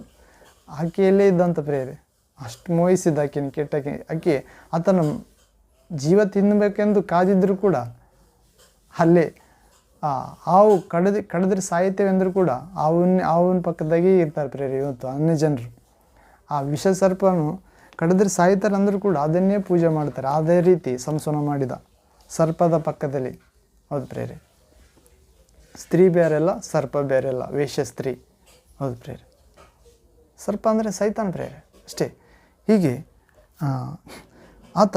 ಆಕೆ ದಿನದಿನವೂ ಸಂಸೋನನನ್ನು ಬೇಸರವಾಗುವಷ್ಟು ಮಾತಿನಿಂದ ಪೀಡಿಸಿದ್ಲಂತ ಪ್ರೇರೆ. ಇದಲ್ಲದೆ ಅವಳು 16ನೇ ವಾಕ್ಯದಿಂದ, ಇದಲ್ಲದೆ ಅವಳು ಅವನನ್ನು ದಿನದಿನವೂ ಮಾತಿನಿಂದ ಪೀಡಿಸಿದ್ದರಿಂದ ಅವನಿಗೆ ಸಾಯುವುದು ಒಳ್ಳೆಯದೆನ್ನುವಷ್ಟು ಬೇಸರವಾಯಿತಂತ ಸಂಸೋನಿಗೆ. ಮತ್ತು ಅವನು ಕ್ಷೌರ ಕತ್ತಿಯು ನನ್ನ ಮೇಲೆ, ಇವಾಗ ನಿಜವಾಗಿ ಹೇಳ್ತಿದ್ದಾನೆ ಪ್ರೇರೆ ಕೊನೆಯದಾಗಿ, ಯಾಕಂದರೆ ಸಾಯುವುದು ಒಳ್ಳೆಯದನ್ನುವಷ್ಟು ಬೇಸರಗೊಂಡ ಮೇಲೆ ಹೇಳ್ತಾನೆ. ಮತ್ತು ಅವನು ದೆಲೀಲಾಗಿ ಹೇಳ್ತಾನೆ ಏನಂದರೆ, ಕ್ಷೌರ ಕತ್ತಿಯು ನನ್ನ ತಲೆಯ ಮೇಲೆ ಬಂದಿದ್ದಿಲ್ಲ. 17ನೇ ವಾಕ್ಯ, ಕ್ಷೌರ ಕತ್ತಿಯು ನನ್ನ ತಲೆಯ ಮೇಲೆ ಬಂದಿದ್ದಿಲ್ಲ. ನಾನು ಮಾತೃಗರ್ಭ ಬಿಟ್ಟಂದಿನಿಂದಲೇ ದೇವರಿಗೆ ಪ್ರತಿಷ್ಠಿತನಾದವನು. ನನ್ನ ತಲೆಯನ್ನು ಕ್ಷೌರ ಮಾಡುವುದಾದರೆ ನನ್ನ ಶಕ್ತಿಯು ಹೋಗುವುದು. ನೋಡ್ರಿ, ನನ್ನ ತಲೆಯ ಮೇಲೆ ಕ್ಷೌರ ಕತ್ತಿಯು ಚಿಕ್ಕಂದಿನಿಂದಲೇ ಬಳಸಿಲ್ಲ, ಉಪಯೋಗವಾಗಿಲ್ಲ, ತಲೆ ಕೂದಲು ತೆಗೆಸಿಲ್ಲ, ಕ್ಷೌರ ಕತ್ತಿ ಆಡಿಸಿಲ್ಲ. ನನ್ನ ತಲೆಯ ಮೇಲೆ ಕ್ಷೌರ ಕತ್ತಿ ಬಂದೇ ಇಲ್ಲ. ನಾನು ಮಾತೃಗರ್ಭ ಬಿಟ್ಟಂದಿನಿಂದ ದೇವರಿಗೆ ಪ್ರತಿಷ್ಠಿತ ಎಂದು ಹೇಳ್ತಾನೆ.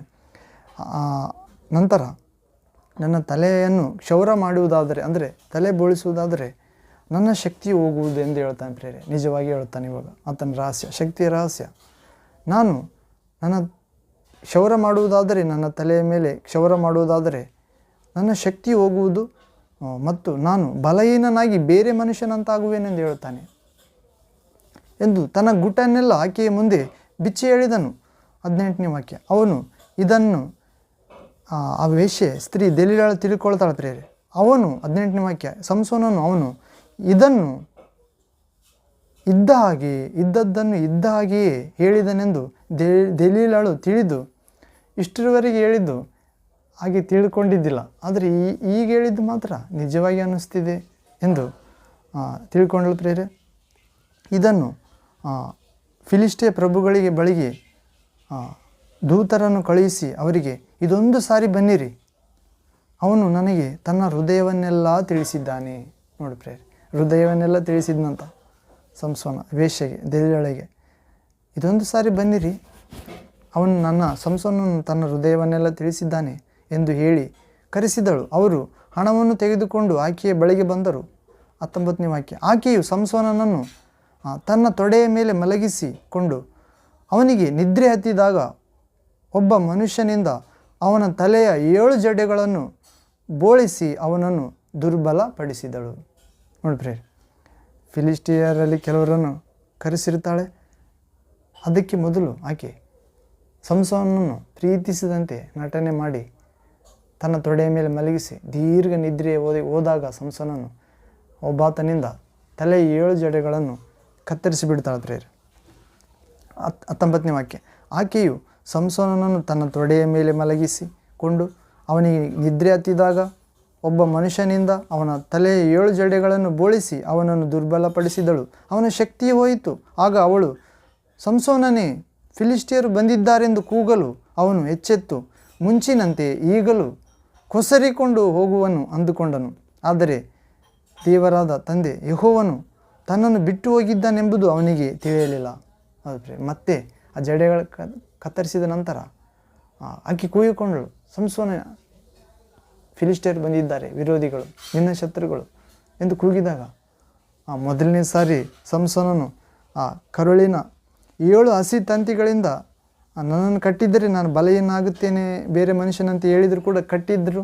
ಆದರೆ ಅದನ್ನು ಒಣ ಹಸಿ ತಂತಿಗಳನ್ನು, ಅಂದರೆ ಸೆಣಬಿನ ದಾರವನ್ನು ಎಂಬಂತೆ ಆ ತಂತಿಗಳನ್ನು ಹರಿದು ಬಿಟ್ಟು ಆ ಶಕ್ತಿ ರಹಸ್ಯ ತಿಳಿಯಲಿಲ್ಲ. ಆಕೆಗೆ ಮೋಸ ಮಾಡಿದ. ಎರಡನೇದಾಗಿ, ಯಾವುದಕ್ಕೂ ಉಪಯೋಗಿಸದ ಹಗ್ಗಗಳಿಂದ ನನ್ನನ್ನು ಕಟ್ಟಿದರೆ, ಹೊಸ ಹಗ್ಗ ಕಟ್ಟಿದರೆ ನಾನು ಬಲಹೀನಾಗುತ್ತೇನೆ, ಬೇರೆ ಮನುಷ್ಯನಂತಾಗುತ್ತೇನೆ ಅಂದರೂ ಕೂಡ ಮತ್ತೆ ಸಂಸೋನೆ ಫಿಲಿಸ್ಟಿಯರು ಬಂದಿದ್ದಾರೆ ಎಂದು ಆಕೆ ಕೂಗಿದಾಗ ತೋಳುಗಳಿಗೆ ಕಟ್ಟಿದ ಹಗ್ಗಗಳು ದಾರ ಎಂಬಂತೆ ಹರಿದು ಬಿಡುತ್ತಾನೆ. ಮತ್ತು ಮೂರನೇದಾಗಿ ನೀನು ಸುಳ್ಳಾಡಿದೆಯಾ ಅಂತ ಹೇಳಿದಾಗ ಮತ್ತು ಅವಾಗ ಜಡೆಗಳು, ಅಂದರೆ ಕೂದಲಿನ 7 ಜಡೆಗಳನ್ನು ಮಗ್ಗದಲ್ಲಿ, ಅಂದರೆ ನೇಯ್ದರೆ, ಅಂದರೆ ಒಂದು ವಸ್ತುವಿನಲ್ಲಿ ನೇಯ್ದರೆ ನಾನು ಬಲಹೀನ ಆಗುತ್ತೇನೆ ಅಂದಾಗ ಹಾಗೆಯೇ ಮಾಡುತ್ತಾರೆ. ಮತ್ತು ಫಿಲಿಸ್ಟಿಯರು ಬಂದಿದ್ದಾರೆ ಎಂದು ಕೂಗಿದಾಗ ಅವನು ಎಚ್ಚೆತ್ತು ಮಗ್ಗದ ಗೂಟವನ್ನು ಕಿತ್ತುಕೊಂಡು ಹೋಗುತ್ತಾನೆ ಪ್ರಿಯರೇ. ಅಂದರೆ ಮಗ್ಗ ಅಂದರೆ ನಾವು ಪ್ರಾಣಿಗಳನ್ನು ಕಟ್ಟುವುದಕ್ಕೆ ಒಂದು ಕಟ್ಟಿಗೆ ನೆಲದಲ್ಲಿ ಅದಕ್ಕೆ ಹಗ್ಗ ಕಟ್ತೀವಲ್ಲ, ಆ ಮಗ್ಗ ಪ್ರಿಯರೇ, ಅದನ್ನು ಕಿತ್ತುಕೊಂಡು ಹೋಗ್ತಾನೆ. ಕೊನೆಯದಾಗಿ 4ನೇದಾಗಿ ನನ್ನ ತಲೆಯ ಮೇಲೆ ಕ್ಷೌರ ಕತ್ತಿ ಆಡಿಸಿಲ್ಲ, ತಲೆಗೂದಲು ಬೋಳಿಸಿಲ್ಲ. ಯಾವತ್ತು ಇದು ಹುಟ್ಟಿದಾಗಲಿಂದ ಅದು ಮಾಡಿಲ್ಲ. ಅದು ಯಾವತ್ತು ನನ್ನ ತಲೆ ಬೋಳಿಸಲಾಗ್ತದೋ, ಕ್ಷೌರ ಹಾಕಲಾಗ್ತದೋ, ಅವತ್ತೇ ನನ್ನ ಶಕ್ತಿ ಹೋಗಿಬಿಡ್ತದೆ ಅಂತ ಸತ್ಯವಾಗಿ ಹೇಳ್ತಾನೆ. ಅದೇ ರೀತಿ ಈಕೆ ಕಟ್ ಮಾಡಿಸಿ 7 ಜಡೆಗಳನ್ನು ಬೋಳಿಸಿ ಅವನನ್ನು ದುರ್ಬಲಪಡಿಸಿದಳು. ಅವನ ಶಕ್ತಿ ಹೋಯಿತು. ಆಗ ಅವಳು ಸಂಸೋನನೇ, ಫಿಲಿಸ್ಟಿಯರು ಬಂದಿದ್ದಾರೆ ಎಂದು ಕೂಗಲು ಅವನ ಶಕ್ತಿ ಮುಂಚಿನಂತೆ ಈಗಲೂ ಕೊಸರಿಕೊಂಡು ಹೋಗುವೆನು ಅಂದುಕೊಂಡನು. ಆದರೆ ಆತ ತಲೆ ಮೇಲೆ ಬೋಳಿಸಿದ ಆತಗೆ ಗೊತ್ತಾಗಲಿಲ್ಲ ಪ್ರಿಯರೇ. ಮೋಸವಾಗಿಬಿಟ್ಟಿದ್ದ ಆಕೆಯಿಂದ. ಹೌದು, ಯೆಹೋವನು ತನ್ನನ್ನು ಬಿಟ್ಟು ಹೋಗಿದ್ದಾನೆಂಬುದು ಅವನಿಗೆ ತಿಳಿಯಲಿಲ್ಲ. 21ನೇ ವಾಕ್ಯ. ಫಿಲಿಸ್ಟಿಯರು ಅವನನ್ನು ಹಿಡಿದು ಕಣ್ಣುಗಳನ್ನು ಕಿತ್ತು ಗಾಜಕ್ಕೆ ಒಯ್ದು ಕಬ್ಬಿಣದ ಬೇಡಿಗಳನ್ನು ಹಾಕಿ ಸೆರೆಮನೆಯಲ್ಲಿ ಬೀಸುವುದಕ್ಕೆ ಹಚ್ಚಿದರು. ನೋಡಿ, ಫಿಲಿಸ್ಟಿಯರು ಅವನು ಕಟ್ಟಿ ಹಾಕಿ ಕಣ್ಣುಗಳನ್ನು ಕಿತ್ತು ಸರಪಳೆಗಳಿಂದ ಬೇಡಿಗಳಿಂದ ಕಟ್ಟಿ ಸೆರೆಮನೆಯಲ್ಲಿ ಬೀಸುವುದಕ್ಕೆ ಏನು ಬೀಸಿದ್ರು? ಅಕ್ಕಿ ಬೀಸಬಹುದು, ಗೋಧಿ, ಏನೋ ಆಹಾರಕ್ಕೆ ಸಂಬಂಧಪಟ್ಟಿದ್ದು ಸೆರೆಮನೆಯಲ್ಲಿ ಬೀಸುವುದಕ್ಕೆ ಹಚ್ಚಿದರು.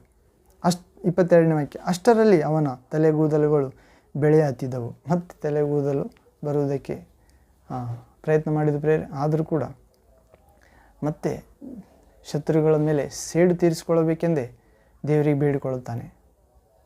ಹೌದು ಪ್ರೇರೆ, ಅಂದರೆ ಶರೀರ ಕಾರ್ಯನೇ. ಅನೇಕ ಇವತ್ತಿನವರು ಕೂಡ ಅಭಿಷೇಕ, ದೇವರೇ ಅವರು ನನಗೆ ಹೀಗೆ ಅಂದಿದ್ದಾರೆ, ನಾನು ಅವ್ರ ಮುಂದೆ ಹೀಗೆ ಆಗಬೇಕು. ಶರೀರ ಕಾರ್ಯಕ್ಕೆ ಉಪಯೋಗಿಸಿದ ಸಂಸೋನ ಆತ್ಮ ಕಾರ್ಯಗಳು ಉಪಯೋಗಿಸಬೇಕಾಗಿದ್ದು ಪ್ರೇರೆ. ಮನುಷ್ಯ ಕುಮಾರನು ಬಂದಿದ್ದು ಮಾನವರ ಹಾಳು ಮಾಡಲಲ್ಲ, ಅವರ ಉದ್ಧಾರ ಮಾಡಲು. ಹೌದು ಪ್ರೇರೆ. ಯೇಸು ಒಂದು ಊರಿಗೆ ಹೋದಾಗ ಆ ಊರಿನವರು ಸೇರಿಸಿಕೊಳ್ಳೋದಿಲ್ಲ. ಶಿಷ್ಯರು ಹೇಳ್ತಾರೆ, ಸ್ವಾಮಿ ಆಕಾಶದಿಂದ ಬೆಂಕಿ ಬಿದ್ದು ಇವರು ನಾಶವಾಗಲೆಂದು ಆಜ್ಞೆ ಮಾಡೋಣವೇ ಎಂದು ಕೇಳಿದಾಗ ಅವರನ್ನು ಗದರಿಸುತ್ತಾನೆ. ನೀವು ಎಂಥ ಸ್ವಭಾವವುಳ್ಳವರಿಂದ ನಿಮಗೆ ಗೊತ್ತಿಲ್ಲ. ನರಪುತ್ರನು ಬಂದಿರುವುದು ಮಾನವರ ನಾಶನಕ್ಕಾಗಿಲ್ಲ, ಅವರ ರಕ್ಷಣೆಗಾಗಿ. ಹೌದು ಪ್ರೇರೆ. ಅವರ ಪಾಪವನ್ನು ಹೊತ್ತುಕೊಂಡು ಹೋಗಲು, ಆತನ ವಿಶ್ವಾಸ ಇಡುವಂತೆ ಮಾಡಲು, ತಂದೆಯ ದೇವರಿಗೆ ಮಕ್ಕಳನ್ನಾಗಿ ಮಾಡಲು, ನರಕದಿಂದ ತಪ್ಪಿಸಿ ಬೆಳಕಿನ ರಾಜ್ಯಕ್ಕೆ, ಪರಲೋಕಕ್ಕೆ, ಸ್ವರ್ಗಕ್ಕೆ ತೆಗೆದುಕೊಂಡು ಹೋಗುವಂತೆ ಮಾಡಲು ಬಂದಿದ್ದಾನೆ. ಹೌದು ಪ್ರೇರೆ. ಹೀಗೆ ನಾವು ಸಂಸೋನಂತಾಗದೆ, ಯಾವ ವ್ಯಭಿಚಾರ ಸ್ತ್ರೀಗೆ ಒಲಿಯದಂತೆ ಮತ್ತು ಆಕೆಯೊಂದಿಗೆ ಈಜೋಡಾಗದಂತೆ, ಹಾಗೆ ಈಜೋಡಾಗಿ ಮರಣ ಹೊಂದುವಷ್ಟು ಬೇಸರಗೊಳ್ಳದೆ, ನಾವು ದೇವರ ನಮ್ಮಿಂದ ಬಿಟ್ಟು ಹೋಗದೆ ಅಂಥ ಜೀವಿತ, ಪರಿಶುದ್ಧಾತ್ಮ ಭರಿತ ಜೀವಿತ ಜೀವಿಸೋಣ ಪ್ರೇರೆ. ಹೀಗೆ ಮುಂದೆ ಸಂಸೋನ ಮರಣ ಅಪ್ಪುತ್ತಾನೆ ಪ್ರೇರೆ. ಅಂತ ದೇವರ ರಾಜ್ಯಕ್ಕೆ ಹೋಗಿರ್ಬೋದು ಪ್ರೇರೆ, ಹೋಗಿದ್ದಾನೆ. ಆದರೂ ಕೂಡ ದೇವರ ಸಂಪೂರ್ಣ ಚಿತ್ತ ಅವರಲ್ಲಿ ನೆರವೇರಿಲ್ಲ. ಹೌದು, ಎಷ್ಟೋ ಹೆಚ್ಚು ಕಡಿಮೆ ಸೈತಾನ ಅವ್ರ ಮೇಲೆ ಕೈ ಸಾಧಿಸಿದ್ದಾನೆ ಪ್ರೇರೆ. ಆದರೆ ಯೇಸುವನ್ನು ದೃಷ್ಟಿಸುವುದಾದರೆ, ಎಲೆ ಮರಣವೇ ನಿನ್ನ ವಿಷಯದುಕೊಂಡು, ಎಲ್ಲಿ ನಿನ್ನ ವಿಷಯದುಕೊಂಡಿ ಪಾಪವೇ ಎಂದು ಪಾಪವನ್ನು ಮರಣವನ್ನು ಕೊಂಡಿಯನ್ನು ತನ್ನ ಮರಣದಿಂದಲೇ ಮುರಿದಿದ್ದಾನೆ ಪ್ರೇರೆ. ಮಹಿಮ ಶರೀರದೊಂದಿಗೆ ಎದ್ದಿದ್ದಾನೆ. ಹೌದು, ನಾವು ಕೂಡ ಪ್ರಭುವಿನ ಶಕ್ತಿಯನ್ನು, ಪುನರುತ್ಥಾನ ಶಕ್ತಿಯನ್ನು, ಮಹಿಮಾ ಶರೀರವನ್ನು ಬೇಡಿಕೊಳ್ಳೋಣ ಪ್ರೇರೆ. ಮತ್ತು ಕೃಪೆ ಪ್ರಭು ನಮಗೆ ನೀಡುತ್ತಾನೆ. ಪ್ರತಿ ಕ್ಷಣ ಜಾಗೃತವಾಗಿ ಆಗಿರಬೇಕೆಂದು ನಾವು ವಾಕ್ಯವನ್ನು ನೋಡಿಕೊಂಡೆವು. ಕಾರಣ ನಾವು ಪರಲೋಕ ಪ್ರಯಾಣದಲ್ಲಿದ್ದೇವೆ ಪ್ರೇರೆ. ಸೈತಾನನು ನಾವು ಆ ಸುಂದರವಾದ ಊರಿಗೆ, ಆ ತಂಪಾದ ಊರಿಗೆ, ರಮ್ಯವಾದ ನಾಡಿಗೆ, ದೇವರನ್ನು ಮುಖಾಮುಖಿಯಾಗಿ ನೋಡುವ ಊರಿಗೆ, ಕಣ್ಣು ಕಾಣದ ಕಿವಿ ಕೇಳದ ಮಾನವ ಹೃದಯ ಗ್ರಹಿಸದ ಅತಿಶಯ ಆನಂದಗಳನ್ನು ಉಂಟು ಮಾಡಿದ ಊರಿಗೆ, ರಕ್ಷಣೆ ಹೊಂದಿದವರು ಸೇರುವ, ಉತ್ಸಾಹ ಮಾಡುವ, ನಿತ್ಯ ಆರಾಧನೆ, ದೇವರನ್ನು ನಿತ್ಯ ಆರಾಧನೆ ಮಾಡುವ ಊರಿಗೆ ಹೋಗದಂತೆ, ದೇವರಿಂದ ಶಿಕ್ಷಿಸಲ್ಪಟ್ಟ ಆ ಸ್ಥಳಕ್ಕೆ ನಮ್ಮನ್ನು ಕೂಡ ತೆಗೆದುಕೊಂಡು ಹೋಗಲು, ನಮ್ಮ ಗುರಿಯನ್ನು, ನಮ್ಮ ದೃಷ್ಟಿಯನ್ನು ತಪ್ಪಿಸಲು ಶರೀರದಾಶೆ, ಕಣ್ಣಿನಾಶೆ, ಬದುಕು ಬಾಳಿನ ಡಂಬ ತೆಗೆದುಕೊಂಡು ಬರುತ್ತಿದ್ದಾನೆ ಪ್ರೇರೆ. ಇವೆಲ್ಲವನ್ನು ಜಯಿಸಲು ದೇವರಲ್ಲಿ ನಿರಂತರ ಪ್ರಾರ್ಥಿಸೋಣ ಪ್ರೇರೆ. ಬೇಸರಗೊಳ್ಳದೆ ಪ್ರಾರ್ಥಿಸೋಣ, ಎಡಬಿಡದೆ ಪ್ರಾರ್ಥಿಸೋಣ. ದೇವರು ಆದುಕೊಂಡವರು ಹಗಲು ರಾತ್ರಿ ಮೊರೆ ಇಡುವಲ್ಲಿ ದೇವರು ಅವರ ಪ್ರಾರ್ಥನೆಗೆ ತಡ ಮಾಡಿದರೂ ಬೇಗನೆ ಉತ್ತರ ಕೊಡುವೆನೆಂದು ನಿಮಗೆ ಹೇಳುತ್ತೇನೆಂದು ಯೇಸು ಕ್ರಿಸ್ತನು ಹೇಳುತ್ತಿದ್ದಾನೆ ಪ್ರೇರೆ ಸಾಮತಿಯಲ್ಲಿ, ಲೂಕನ ಸುವಾರ್ತೆ 18ನೇ ಅಧ್ಯಾಯ ಭಾಗದಲ್ಲಿ. ಹೌದು, ನಾವು ಪ್ರತಿ ಕ್ಷಣ ಜಾಗೃತಿಯಾಗಿರೋಣ ಪ್ರೇರೆ. ನೋಹನ ಬಗ್ಗೆ ನೋಡಿದೆವು. ಆ ನೋವ ಒಂದು ಕಾಲದಲ್ಲಿ ನೀತಿವಂತನೇ, ಆದರೆ ನಂತರ ಕುಡುಕನಾದನು. ಹೌದು ಪ್ರೇರೆ. ಅಬ್ರಾಮನ ಬಗ್ಗೆ ನೋಡಿದೆವು. ದೇವರು ಅಬ್ರಾಮನ ನನ್ನ ಸ್ನೇಹಿತನು ಎಂದ. ಅಬ್ರಾಮನನ್ನು ಕರೆದ ದೇವರು ಆ ದೇವರ ಕರೆಗೆ ಅಬ್ರಾಮನು ವಿಧೇಯನಾದ. ನಂತರ ತನ್ನ ಹೆಂಡತಿಯಾದ ಸಾರಾಳನ್ನು ತಂಗಿಯೆಂದು ಸುಳ್ಳು ಆಡಿದ.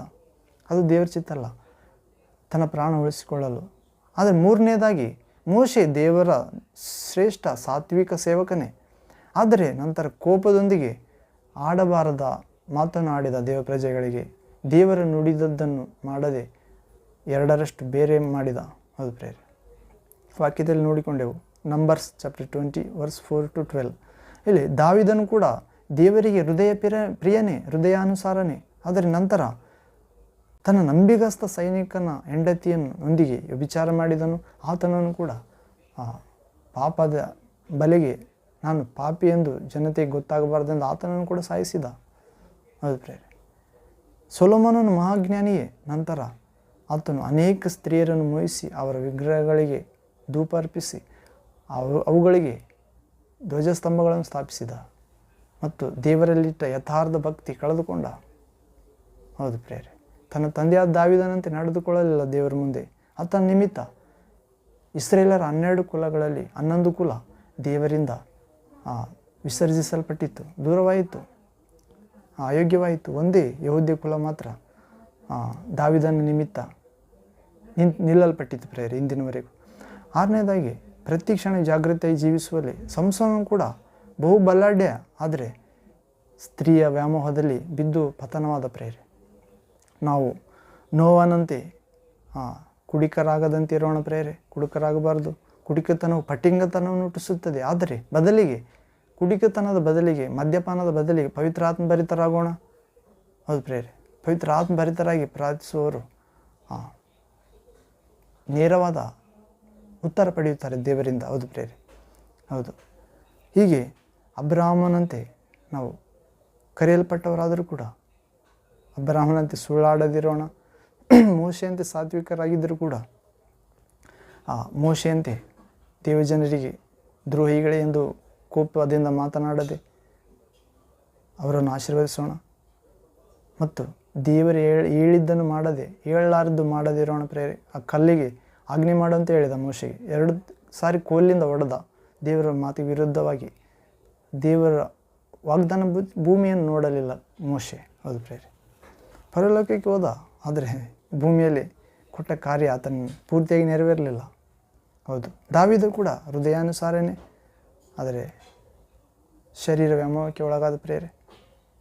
ಹೌದು. ನಾವು ಯಾವ ಥರದ ಬೆತ್ತಲ ಚಿತ್ರನ ನೋಡಿದರೂ ದೇವರ ಶಾಪಕ್ಕೆ ಒಳಗಾಗುತ್ತೇವೆ ಪ್ರೇರೆ. ಪಶ್ಚಾತ್ತಾಪಡೋಣ, ದೇವರ ಹೃದಯಾನುಸಾರವಾಗಿ ಜೀವಿಸೋಣ. ದಾವೀದನು ಮತ್ತೆ ಮಾಡಲಿಲ್ಲ ಪಾಪ ಅದೊಂದು ಮಾಡಿದ ಮೇಲೆ. ಕಾರಣ ಬಹಳವಾಗಿ ಆತನ ಹೃದಯ ಗಾಯ ಹೊಂದಿತ್ತು. ಕಾರಣ ದೇವರನ್ನು ಅತಿಯಾದ ಪ್ರೀತಿಸಿದ ದೇವರೇ ದಾವೀದನ ಮಗನ ಮುಖಾಂತರ ಆತನ ಮನೆಯಲ್ಲಿ ಕತ್ತಿ ತಿರುಗಾಡುವಂತೆ, ಆತನ ಹೆಂಡತಿಯರನ್ನೆಲ್ಲ ಮಗನೇ ವ್ಯಭಿಚಾರ ಮಾಡುವಂತೆ, ಆತನ ಬರಿಗಾಲಿನಿಂದ ಮೊದಲು ಹೇಗೆ ತಿರುಗಾಡುತ್ತಿದ್ದನು ಸೌಲ ರಾಜ ದಾವೀದನನ್ನು ಹಿಮ್ಮೆಟ್ಟುತ್ತಿದ್ದ. ಮೊದಲನೇದಾಗಿ ದಾವೀದನು ಅರಸನಾಗುತ್ತಾನೆ, ನನ್ನ ರಾಜ್ಯ ಇವನಿಗೆ ಆಗುತ್ತದೆ, ದೇವರು ಕೊಡುತ್ತಾನೆ, ಇವನನ್ನು ಸಾಯಿಸಬೇಕೆಂದು ಅರಣ್ಯದಲ್ಲಿ ಸಾಯಿಸಬೇಕಂತ ಓಡಾಡಿಸಿದ ಸೌಲ, ಮೊದಲನೇ ಅರಸ, ಇಸ್ರೇಲ್ ಅರಸ. ಅದೇ ಎಲ್ಲೆಲ್ಲಿ ತಿರುಗಾಡಿದ ಅಲ್ಲಿಗೆ ಮತ್ತೆ ದೇವರು ರಾಜನಾದ ದಾವೀದನನ್ನು ಓಡಿಸ್ತಾನೆ ಪ್ರೇರೆ. ಮತ್ತೆ ಹಾಗೆ ಆಗದೆ ದೇವರಿಂದ ದಯೆ ಪಡೆಯೋಣ ಪ್ರೇರೆ. ನಾವು ವ್ಯಭಿಚಾರ ಮಾಡದಿರೋಣ. ಯೋಚನೆಯಲ್ಲಿ ಕೂಡ ಯೇಸು ಪ್ರಭು ಹೇಳಿದ್ದಾನೆ, ಒಬ್ಬ ಸ್ತ್ರೀಯನ್ನು ದೃಷ್ಟಿಸಿ ಅಥವಾ ಆಲೋಚನೆಯಲ್ಲಿ ಮೋಹದಿಂದ ಯೋಚಿಸಿದರೆ ಆಕೆಯೊಂದಿಗೆ ಆಗಲೇ ವ್ಯಭಿಚಾರ ಮಾಡಿದಾಗ ಆಯ್ತೆಂದಿದ್ದಾನೆ ಪ್ರೇರೆ.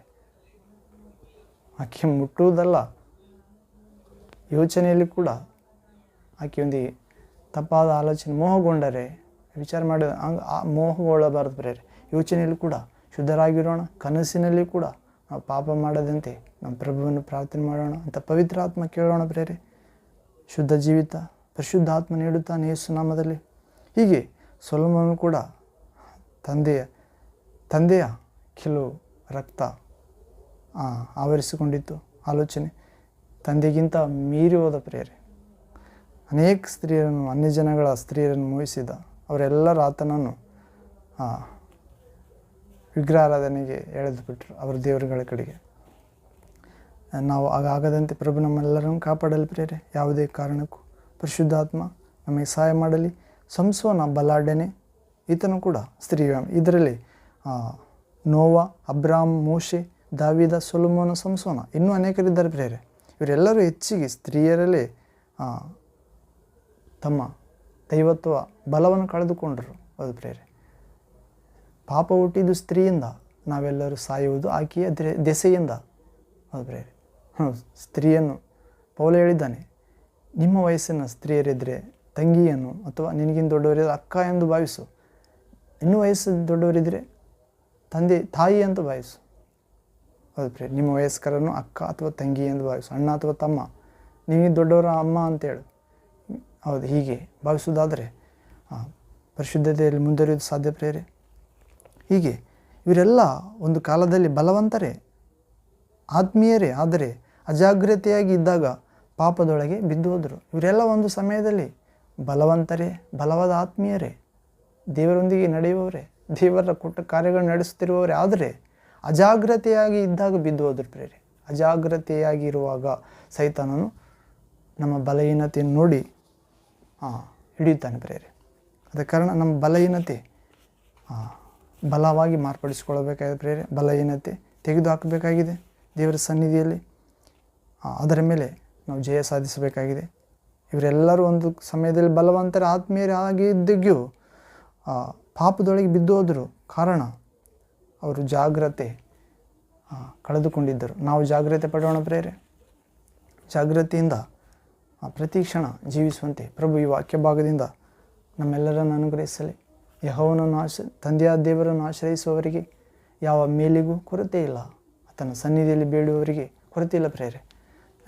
ಪರಿಶುದ್ಧವಾಗಿ ಜೀವಿಸಲು ಪ್ರಭು ನಮಗೆ ತನ್ನ ಪರಿಶುದ್ಧವಾದ ಪ್ರಿಯಕುಮಾರನ ರಕ್ತದಿಂದ ನಮ್ಮನ್ನು ಸಂಪೂರ್ಣವಾಗಿ ತೊಳೆದು ಶುದ್ಧೀಕರಿಸಲಿ.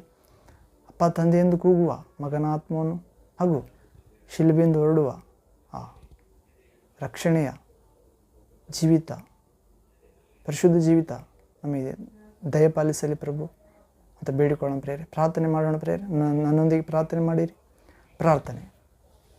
ತಂದೆಯೇ, ಸರ್ವಶಕ್ತ ದೇವರೇ, ಪರಿಶುದ್ಧನೇ, ಲೋಕದ ಬೆಳಕಾದ ದೇವರೇ, ನನ್ನಲ್ಲಿರೋ ಶಾಂತಿ ನಿಮಗೆ ಕೊಡುತ್ತೇನೆ ಎಂದ ದೇವಕುಮಾರನೇ, ಮಾತನಾಡುವ ದೇವರೇ, ಯೇಸುವೆ, ನಿಮ್ಮ ಸ್ವರವನ್ನು ಕೇಳುವ ಪ್ರತಿಯೊಬ್ಬನು ಸಮಾಧಿಯಿಂದ ಎದ್ದು ಹೊರಗಡೆ ಬರುವ ಕಾಲ ಬರುತ್ತದೆ ಎಂದಿದ್ದೀರಿ. ಹೌದು ದೇವ, ನಿಮ್ಮ ಸ್ವರವನ್ನು ಇಂದು ಕೇಳಿದ್ದೇವೆ. ಆದಿಯು ಅಂತ್ಯವೂ ನೀವೇ ತಂದೆ, ಪ್ರಾರಂಭವು ಸಮಾಪ್ತಿಯು ನೀವೇ ಆಗಿದ್ದೀರಿ. ಮೊದಲನೇ ಆತನು ಕಡೆ ಆತನು ನೀವೇ. ಹೌದು ಪ್ರಭುವೆ, ಪ್ರತಿ ಕ್ಷಣ ಜಾಗೃತೆಯಾಗಿರಬೇಕು ಎನ್ನುವ ಅಂಶವನ್ನು ಧ್ಯಾನಿಸಿದ್ದೇವೆ. ನೋವಾ, ಅಬ್ರಹಾಮ ಹಾಗೂ ಮೋಶೆ, ದಾವೀದ, ಸೊಲೊಮೋನ, ಸಂಸೋನ ಇವರೆಲ್ಲರೂ ಅನೇಕ ಆತ್ಮೀಯರೇ, ಬಲವಂತರೇ, ಆದರೆ ಕೆಲವು ಸಂದರ್ಭದಲ್ಲಿ ಅಜಾಗ್ರತೆಯಿಂದ ಇದ್ದಾಗ ಸ್ತ್ರೀ ವ್ಯಾಮೋಹಕ್ಕೆ ಅಥವಾ ಜನರ ಮೇಲೆ ದೋಷವು ಕೋಪಗೊಂಡಾಗ ಅಥವಾ ಮರಣಕ್ಕೆ ಭಯಪಟ್ಟಾಗ ಅಥವಾ ಕುಡಿಕತನಕ್ಕೆ ಸ್ಥಳ ಕೊಟ್ಟಾಗ ಬಲಹೀನರಾದರೂ ಪ್ರಭುವೆ, ಬಲವಂತರು ಸೈತಾನನು ಅವರನ್ನು ಕೆಡವಿದನು. ನಾವು ಆ ರೀತಿ ಆಗದಂತೆ ನಿಮ್ಮ ಪರಿಶುದ್ಧ ಪ್ರಿಯಕುಮಾರನ ಮನಸ್ಸನ್ನು, ಹೃದಯವನ್ನು, ಶಕ್ತಿಯನ್ನು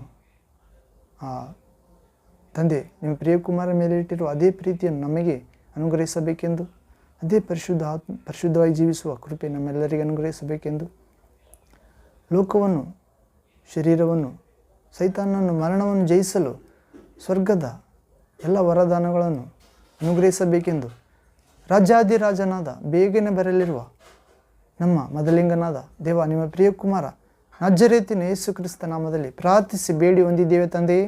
ಆಮೇನ್, amen. Thank you father, thank you Jesus Christ, thank you holy ghost fire.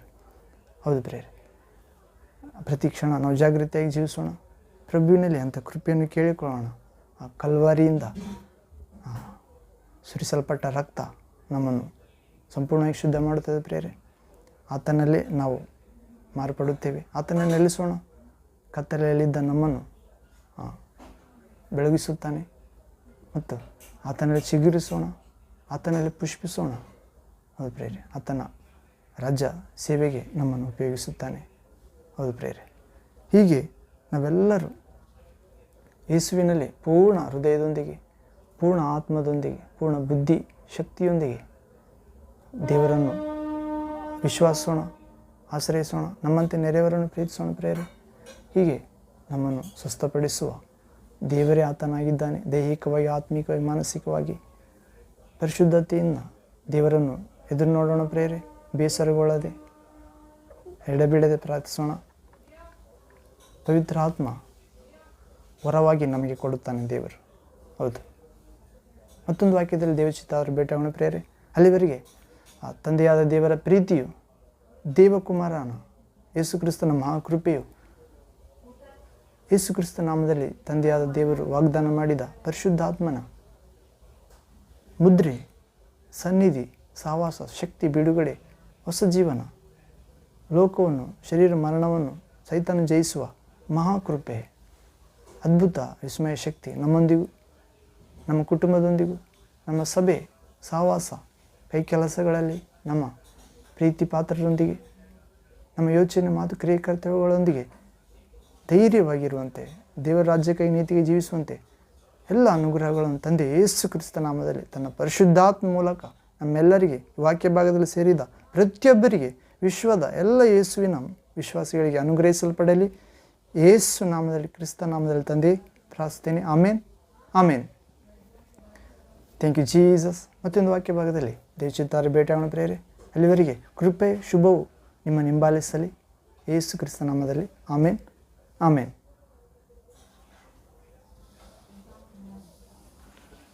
Thank you, Jesus.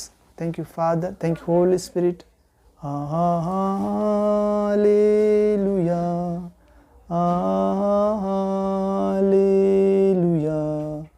Hallelujah. Hallelujah.